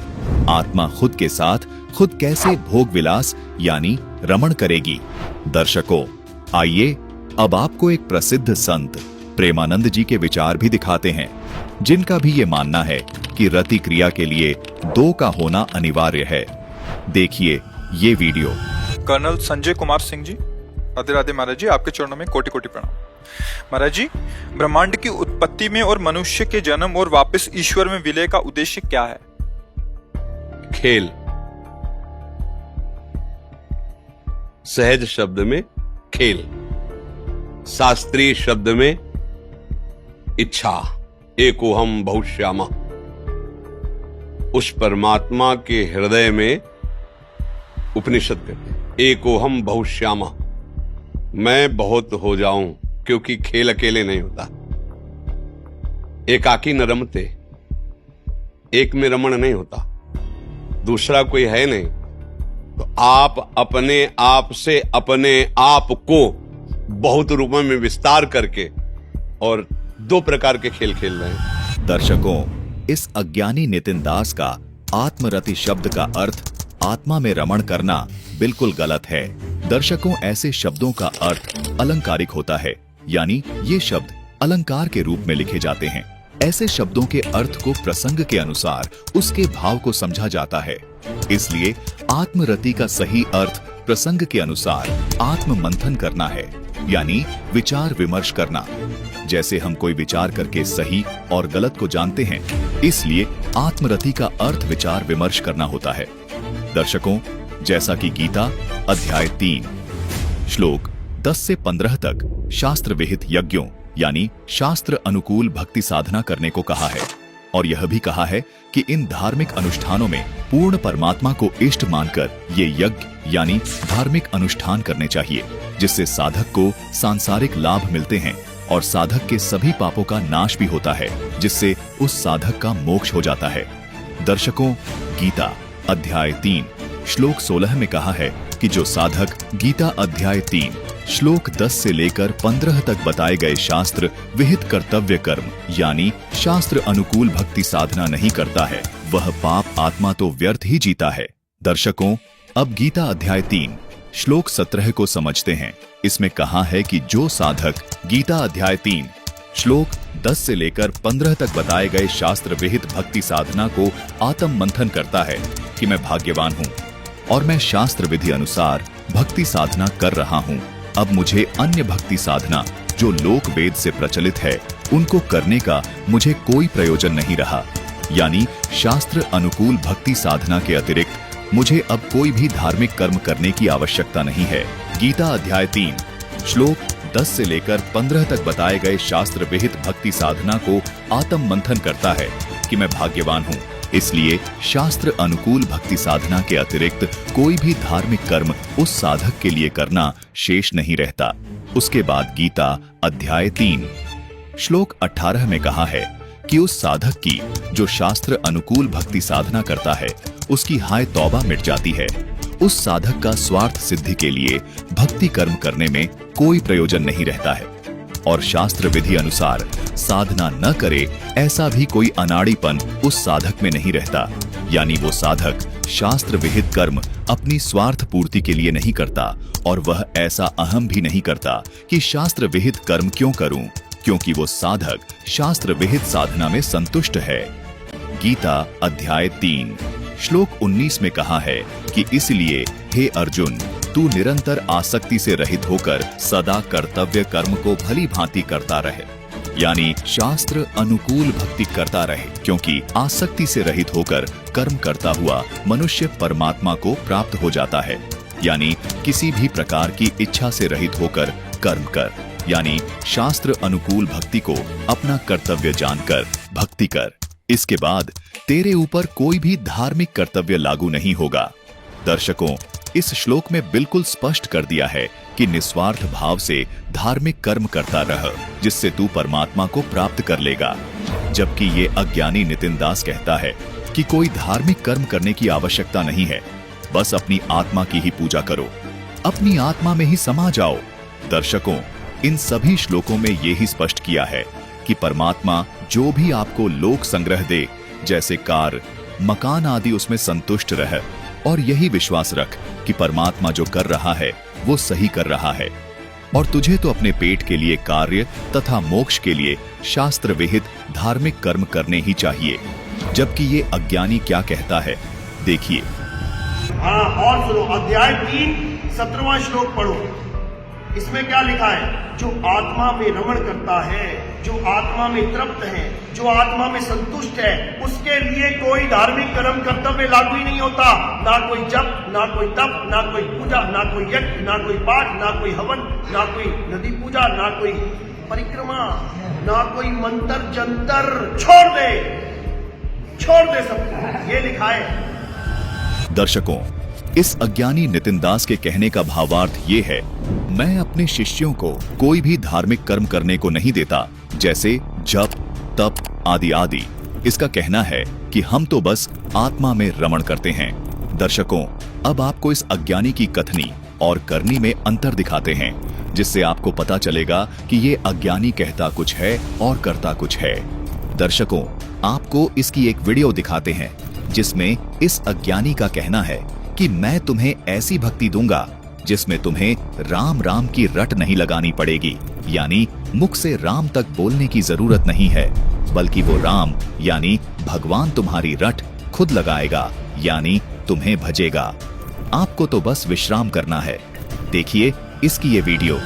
माला फेरू ना हरि भजू और मुख से कहूं ना राम, मेरा हरि मुझे भजे और मैं पाऊं विश्राम। ये भक्ति मिलेगी, ये भक्ति मिलेगी, राम नाम नहीं करना। दर्शकों, सुना आपने, नितिन दास जी का कहना है कि मैं तुम्हें ऐसी भक्ति दूंगा जिसमें तुम्हें राम नाम की रट नहीं लगानी, बल्कि राम यानी हरि तुम्हें खुद भजेगा। तुम्हें तो बस विश्राम करना है।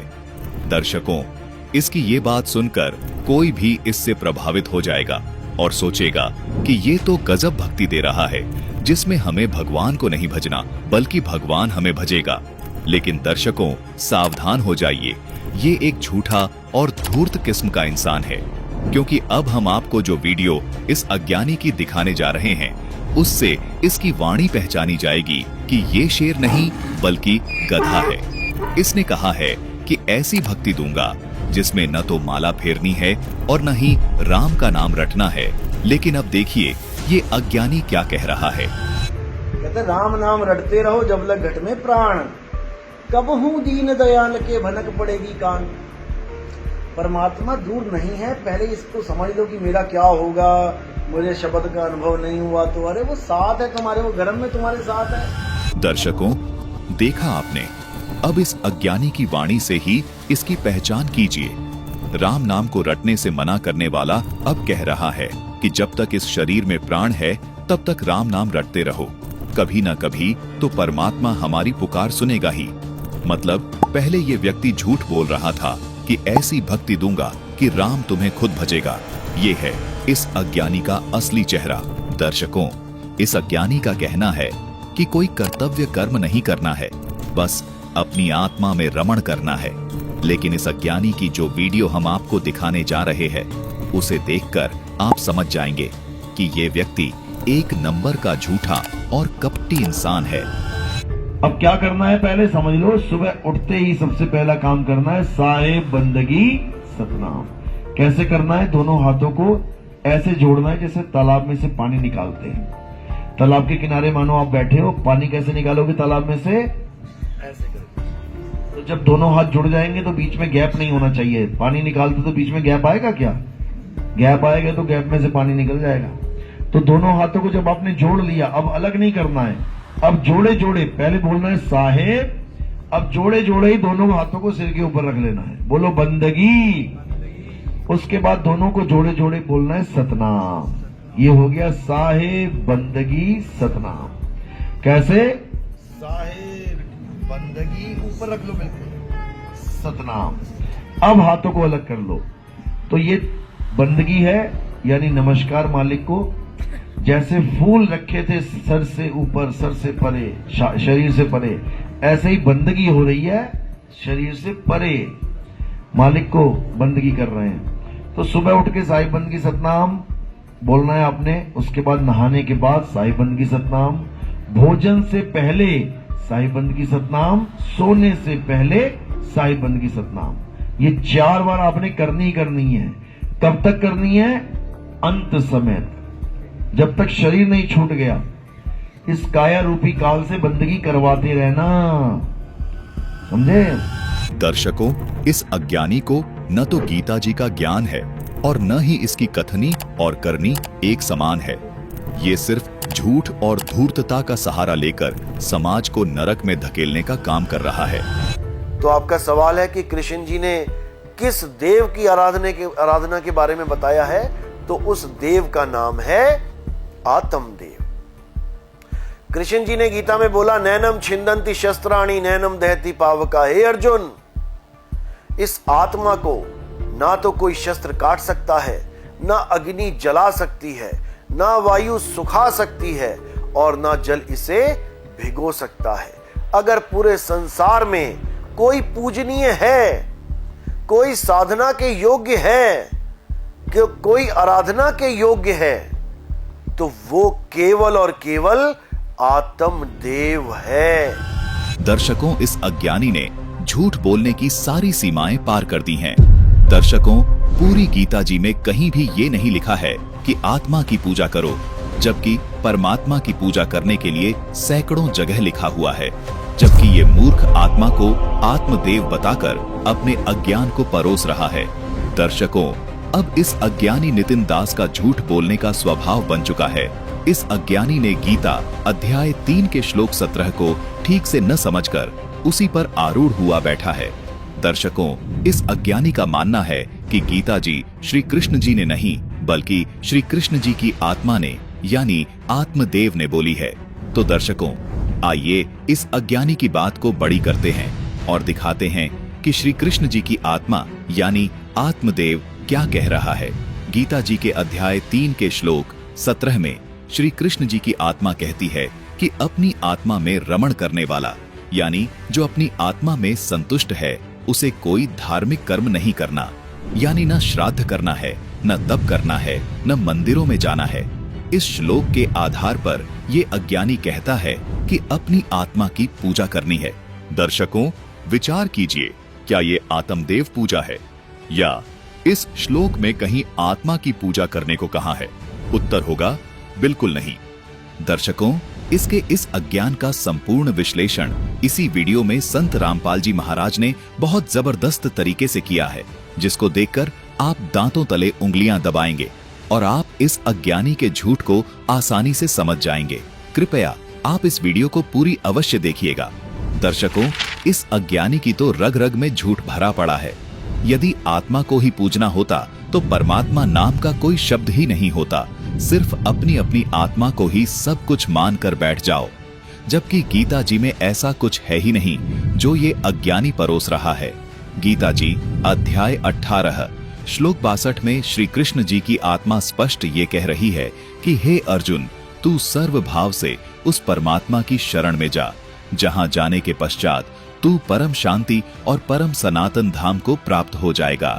गीता अध्याय 15 के श्लोक 16 और 17 में श्री कृष्ण जी की आत्मा कहती है कि हे अर्जुन, 3 प्रकार के पुरुष हैं। ये अज्ञानी इन तीनों पुरुष को परिभाषित करते हुए कहता है कि पहला पुरुष यानी क्षर पुरुष तो शरीर है, दूसरा पुरुष यानी अक्षर पुरुष तो जीव है, और तीसरा पुरुष यानी परम अक्षर पुरुष आत्मा है। गीता में बोला गया, हे अर्जुन, क्षर पुरुष और अक्षर पुरुष ये 2 प्रकार के पुरुष हैं। क्षर तो इस शरीर को जानो जो नाशवान है, और अक्षर अविनाशी जीव आत्मा को जानो जो अविनाशी है, वो भी कभी नहीं मरती। लेकिन ये दोनों ही पूजनीय नहीं है, क्योंकि एक तो जन्म रहा और मर रहा है शरीर, और एक जन्म मरण में फंस गया है जीव। जो जन्म मरण में ना तो फंसा है और ना जो जन्मता मरता है, वो आत्मदेव है, उसी को परमात्मा बोला गया है। तो वहां पर उत्तम पुरुष की बात की गई है। 3 प्रकार के पुरुष बताए हैं। गीता अध्याय 15 में आप समझेंगे जब पढ़ेंगे। दर्शकों, इस अज्ञानी का आध्यात्मिक ज्ञान शून्य है। गीता अध्याय 15 के श्लोक 17 में स्पष्ट है कि उत्तम पुरुष यानी तीसरा पुरुष परमात्मा है। देखिए, इस श्लोक में स्पष्ट लिखा है, उत्तम पुरुष तो अन्य परमात्मा इति उदाहरतः। इसी प्रकार गीता अध्याय 15 के श्लोक 4 में भी कहा है कि तत्वदर्शी संत से तत्व ज्ञान प्राप्ति के पश्चात परमेश्वर के उस परम पद की खोज करनी चाहिए, जहां जाने के बाद साधक लौटकर फिर कभी वापस इस संसार में नहीं आते, जिससे संपूर्ण संसार रूपी वृक्ष की प्रवृत्ति विस्तार को प्राप्त हुई है, यानी जिसने संपूर्ण ब्रह्मांडों की रचना की है, उसी की भक्ति करो।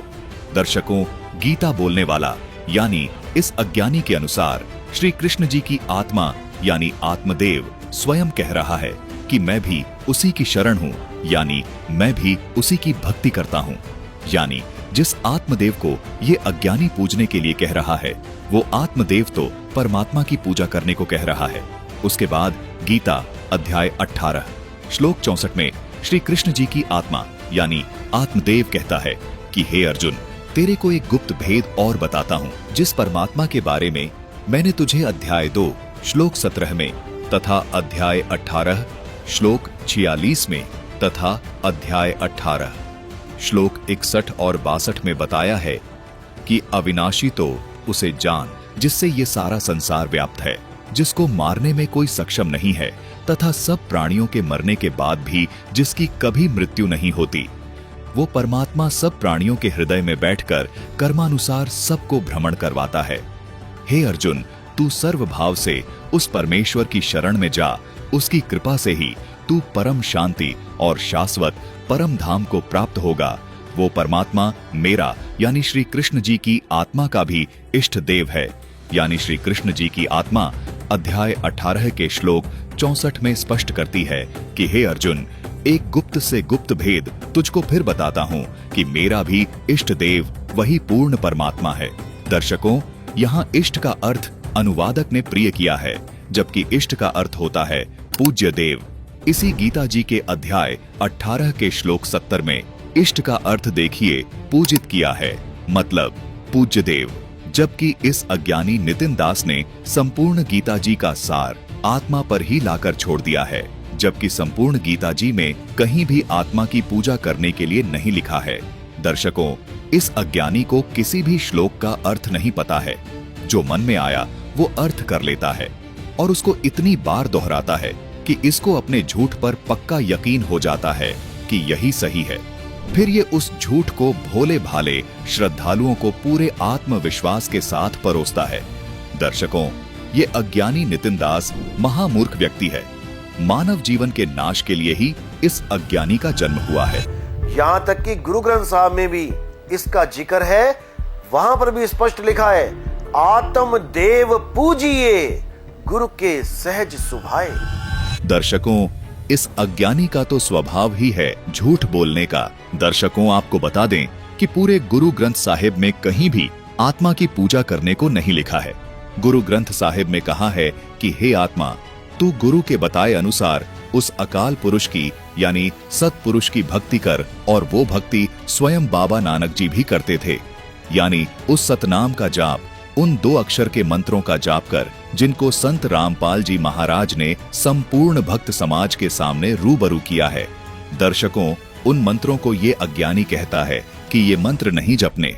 दर्शकों, ये अज्ञानी गुरु ग्रंथ साहिब में लिखे इन मंत्रों को झूठा बता रहा है, जिनको बाबा नानक जी स्वयं जाप करते थे।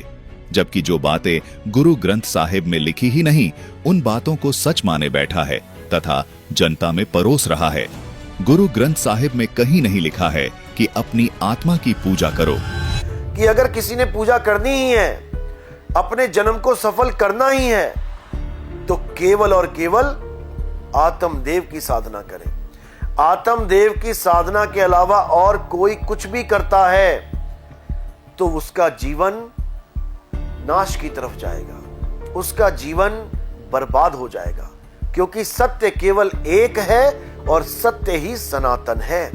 जो आत्मा को जान लेते हैं, जो आत्मा की साधना करते हैं, वही सनातनी है।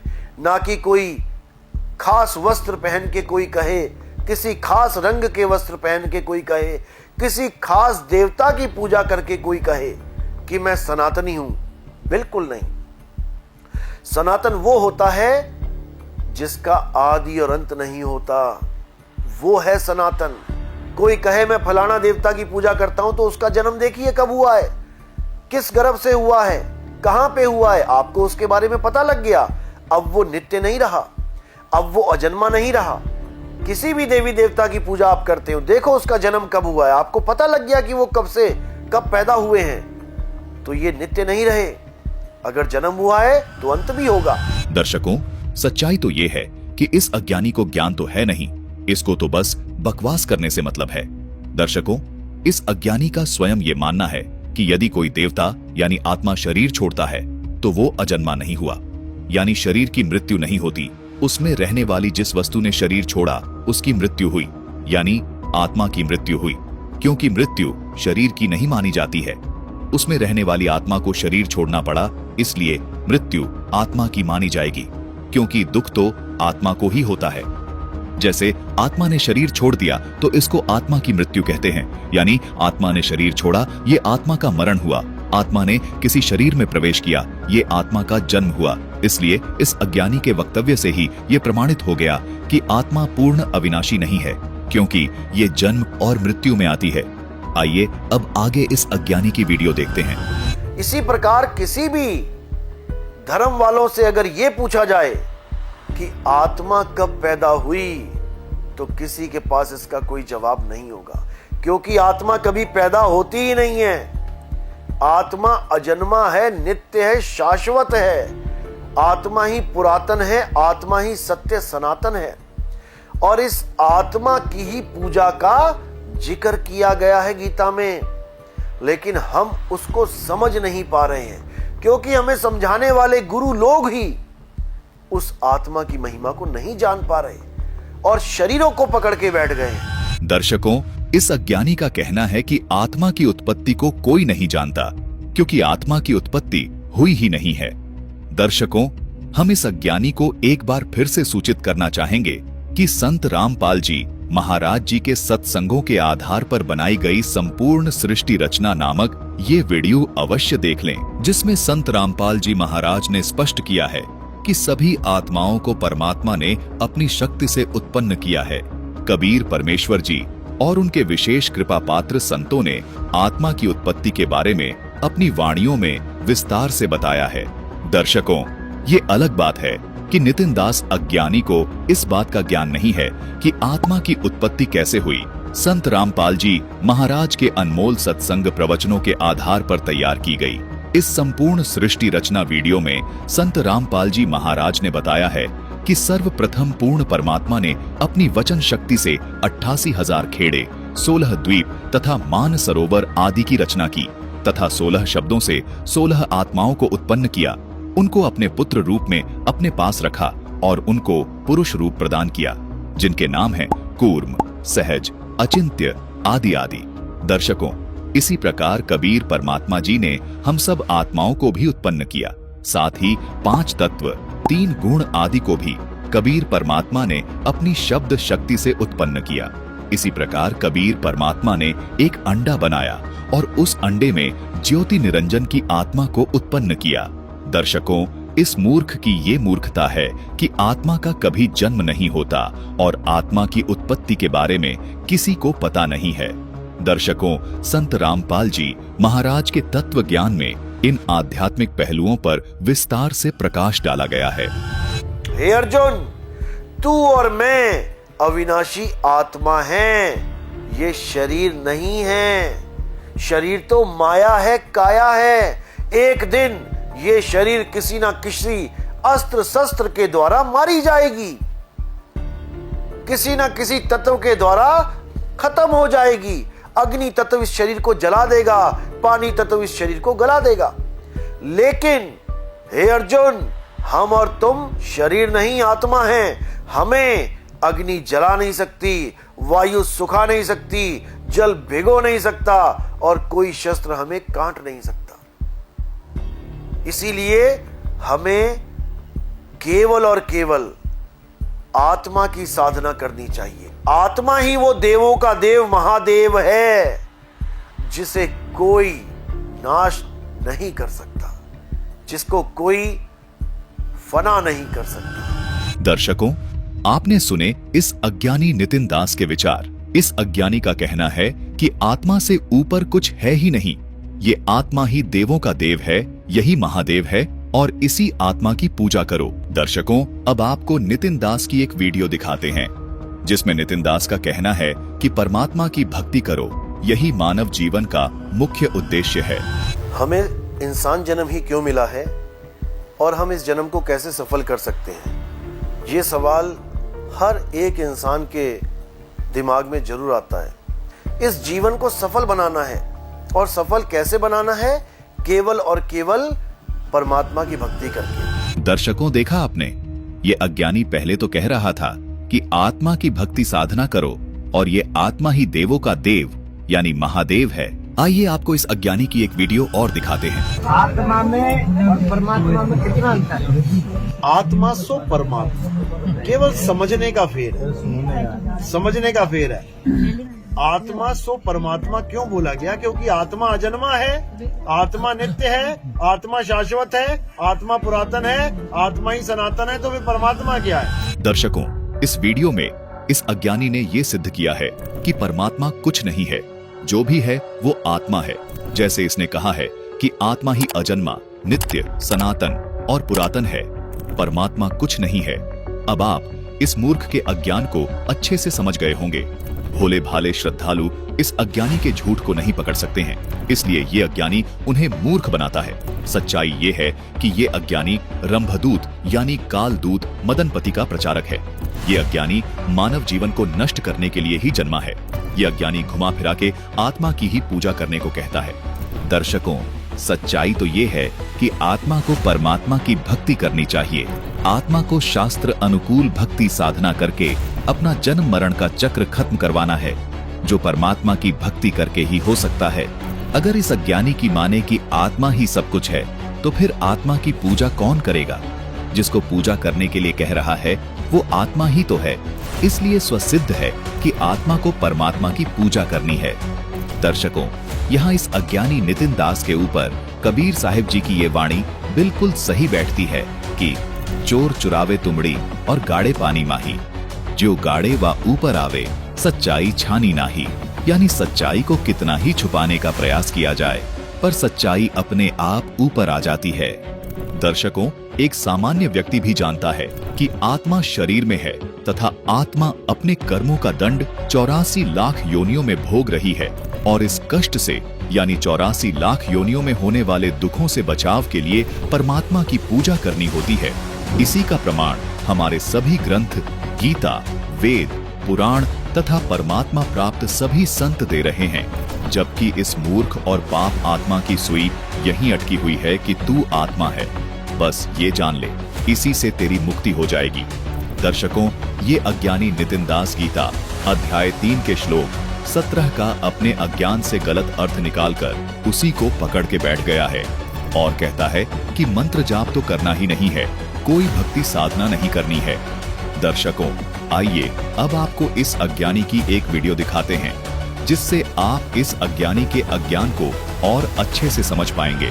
सेवा को दो ही भले, एक संत एक राम, राम है दाता मुक्ति का, संत जपावे नाम। दर्शकों, जैसा कि इस अज्ञानी नितिन दास ने कबीर साहिब जी की एक वाणी बोली है कि कबीर, सेवा को दो ही भले, एक संत एक राम, राम है दाता मुक्ति का, संत जपावे नाम। दर्शकों, देखा आपने, ये अज्ञानी कबीर परमेश्वर जी की वाणी तो बोल रहा है, लेकिन इस वाणी का भावार्थ समझ नहीं पा रहा है। दर्शकों, इस वाणी का सीधा सा भावार्थ है कि पूजा के लिए तो दो ही हैं, एक संत और दूसरा परमात्मा, क्योंकि गुरु यानी संत तो परमात्मा के विषय में हमें जानकारी देता है और परमात्मा तो पूज्य है ही। आगे कहा है कि गुरु नाम जपने के लिए देगा और इस नाम के जाप की भक्ति से परमात्मा आपको मोक्ष प्रदान करेगा, यानी उस नाम के जाप से आपकी मुक्ति होगी। जबकि इस अज्ञानी नितिन दास ने गीता अध्याय 3 के श्लोक 17 का गलत अर्थ निकालकर कहा है कि कोई नाम जाप नहीं करने हैं, कोई यज्ञ नहीं करनी है, यानी कुछ करना ही नहीं है, बस अपनी आत्मा का अपनी आत्मा में रमण करना है। ये है इस अज्ञानी नितिन दास का मूल ज्ञान। दर्शकों, जबकि अध्याय 3 श्लोक 17 में अपनी आत्मा में रमण करने को नहीं, बल्कि आत्म मंथन करते हुए अपनी शास्त्र अनुकूल भक्ति साधना से आत्म संतुष्टि की बात कही है, यानी शास्त्र विहित कर्म करने से साधक को आत्म संतुष्टि हो जाती है। उसके बाद उसके लिए अन्य कोई भी धार्मिक क्रियाएं करने का औचित्य नहीं रहता है। दर्शकों, कबीर साहिब जी की ये वाणी स्पष्ट कर रही है कि पूजा के लिए तो दो ही हैं, एक तो संत और दूसरा परमात्मा। आगे वाणी में कबीर साहिब जी ने बिल्कुल स्पष्ट कहा है कि संत तो नाम जाप करने के लिए देगा और नाम जाप की भक्ति से परमात्मा आपको मोक्ष देगा, जबकि ये अज्ञानी नितिन दास नाम जाप करने के लिए जोर देकर मना करता है। दर्शकों, अब इस अज्ञानी नितिन दास की ये वीडियो देखें जिसमें ये अज्ञानी जोर लगाकर कह रहा है कि नाम जाप करना ही नहीं है।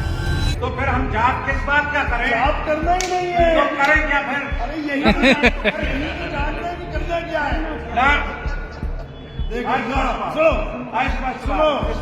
सुनो। दर्शकों, देखा आपने, इस अज्ञानी का यही कहना है कि नाम जाप करना ही नहीं है, जबकि अभी आपने कबीर साहिब जी की इस वाणी में देखा कि सेवा को दो ही भले, एक संत एक राम, राम है दाता मुक्ति का, संत जपावे नाम। यानी कबीर साहिब जी ने इस वाणी में स्पष्ट कहा है कि संत आपको नाम जाप करने के लिए देगा और इसी नाम के जाप से आपकी मुक्ति होगी। दर्शकों, इसी प्रकार की लाखों लाख झूठ इस अज्ञानी ने बोल बोलकर भोले श्रद्धालुओं का जीवन बर्बाद किया है। ये अज्ञानी हजारों हजार बार यही बोलता आया है कि मैं तत्वदर्शी संत हूँ, संत रामपाल जी महाराज को कोई ज्ञान नहीं है, इसलिए कुछ भोले भाले भक्तों को इस अज्ञानी के इस झूठ पर विश्वास हो गया, जबकि ये अज्ञानी तो शेर की खाल ओढ़े गधा निकला था। अब इन सभी किस्तों में संत रामपाल जी महाराज जी ने इस अज्ञानी नितिन दास का असली चेहरा भक्त समाज के सामने दिखा दिया है। दर्शकों, किस्त नंबर 5 में आपको इस अज्ञानी नितिन दास की और भी झूठ और मूर्खतापूर्ण बातों से रूबरू करवाएंगे, जो इस प्रकार हैं। अध्याय 3 17वां श्लोक पढ़ो। इसमें क्या लिखा है? जो आत्मा में रमण करता है, जो आत्मा में तृप्त है, जो आत्मा में संतुष्ट है, उसके लिए कोई धार्मिक कर्म कर्तव्य लागू ही नहीं होता। ना कोई जप, ना कोई तप, ना कोई पूजा, ना कोई यज्ञ, ना कोई पाठ, ना कोई हवन, ना कोई नदी पूजा, ना कोई परिक्रमा, ना कोई मंत्र जंतर। छोड़ दे। छोड़ दे सब कुछ, ये लिखा है। समझे? अध्याय 4 34वां श्लोक लिखो, क्या लिखा है कि तुम ऐसे तत्वदर्शी संत की शरण में जाओ। तत्वदर्शी का मतलब क्या होता है? कभी गीता पढ़ी है? गीता पढ़ी है या वही पढ़ी है? अक्षर पुरुष नहीं अक्षर पुरुष, और कुछ पढ़ा है? अध्याय 2 पढ़ा है? अध्याय 2 16वां श्लोक है। अर्जुन, इस दुनिया में 2 प्रकार के तत्व हैं, एक असत्य तत्व है, एक सत्य तत्व है। सतगुरु क्या करता है? असत्य तत्व को छुड़वा देता है और सत्य तत्व का मुखाव करा देता है। ये है तत्वदर्शी की डेफिनेशन। मंत्र नहीं जपवाता। मंत्र जपवाने वालों को, कान में नाम देने वालों को कनपुक्का कहते हैं। कान में मंत्र फूंक दिया। दर्शकों, इस अज्ञानी नितिन दास के इन झूठों का संपूर्ण पर्दाफाश हम किस्त नंबर 5 में करेंगे। चौथी किस्त में फिलहाल इतना ही। 5वीं किस्त में आपको और भी हैरान करने वाले तथ्यों का पता चलेगा। साथ ही इस अज्ञानी का अज्ञान आप सबके समक्ष रखा जाएगा। इस अज्ञानी के हर एक झूठ का जवाब संत रामपाल जी महाराज तथ्यों और प्रमाणों के साथ इन किस्तों में आपके रूबरू कर रहे हैं। जल्द लेकर आ रहे हैं किस्त 5। धन्यवाद। सब जन में एक बीज से सबकी मिट्टी एक, मन में दुविधा पड़ गई, हो गए रूप अनेक, हो गए रूप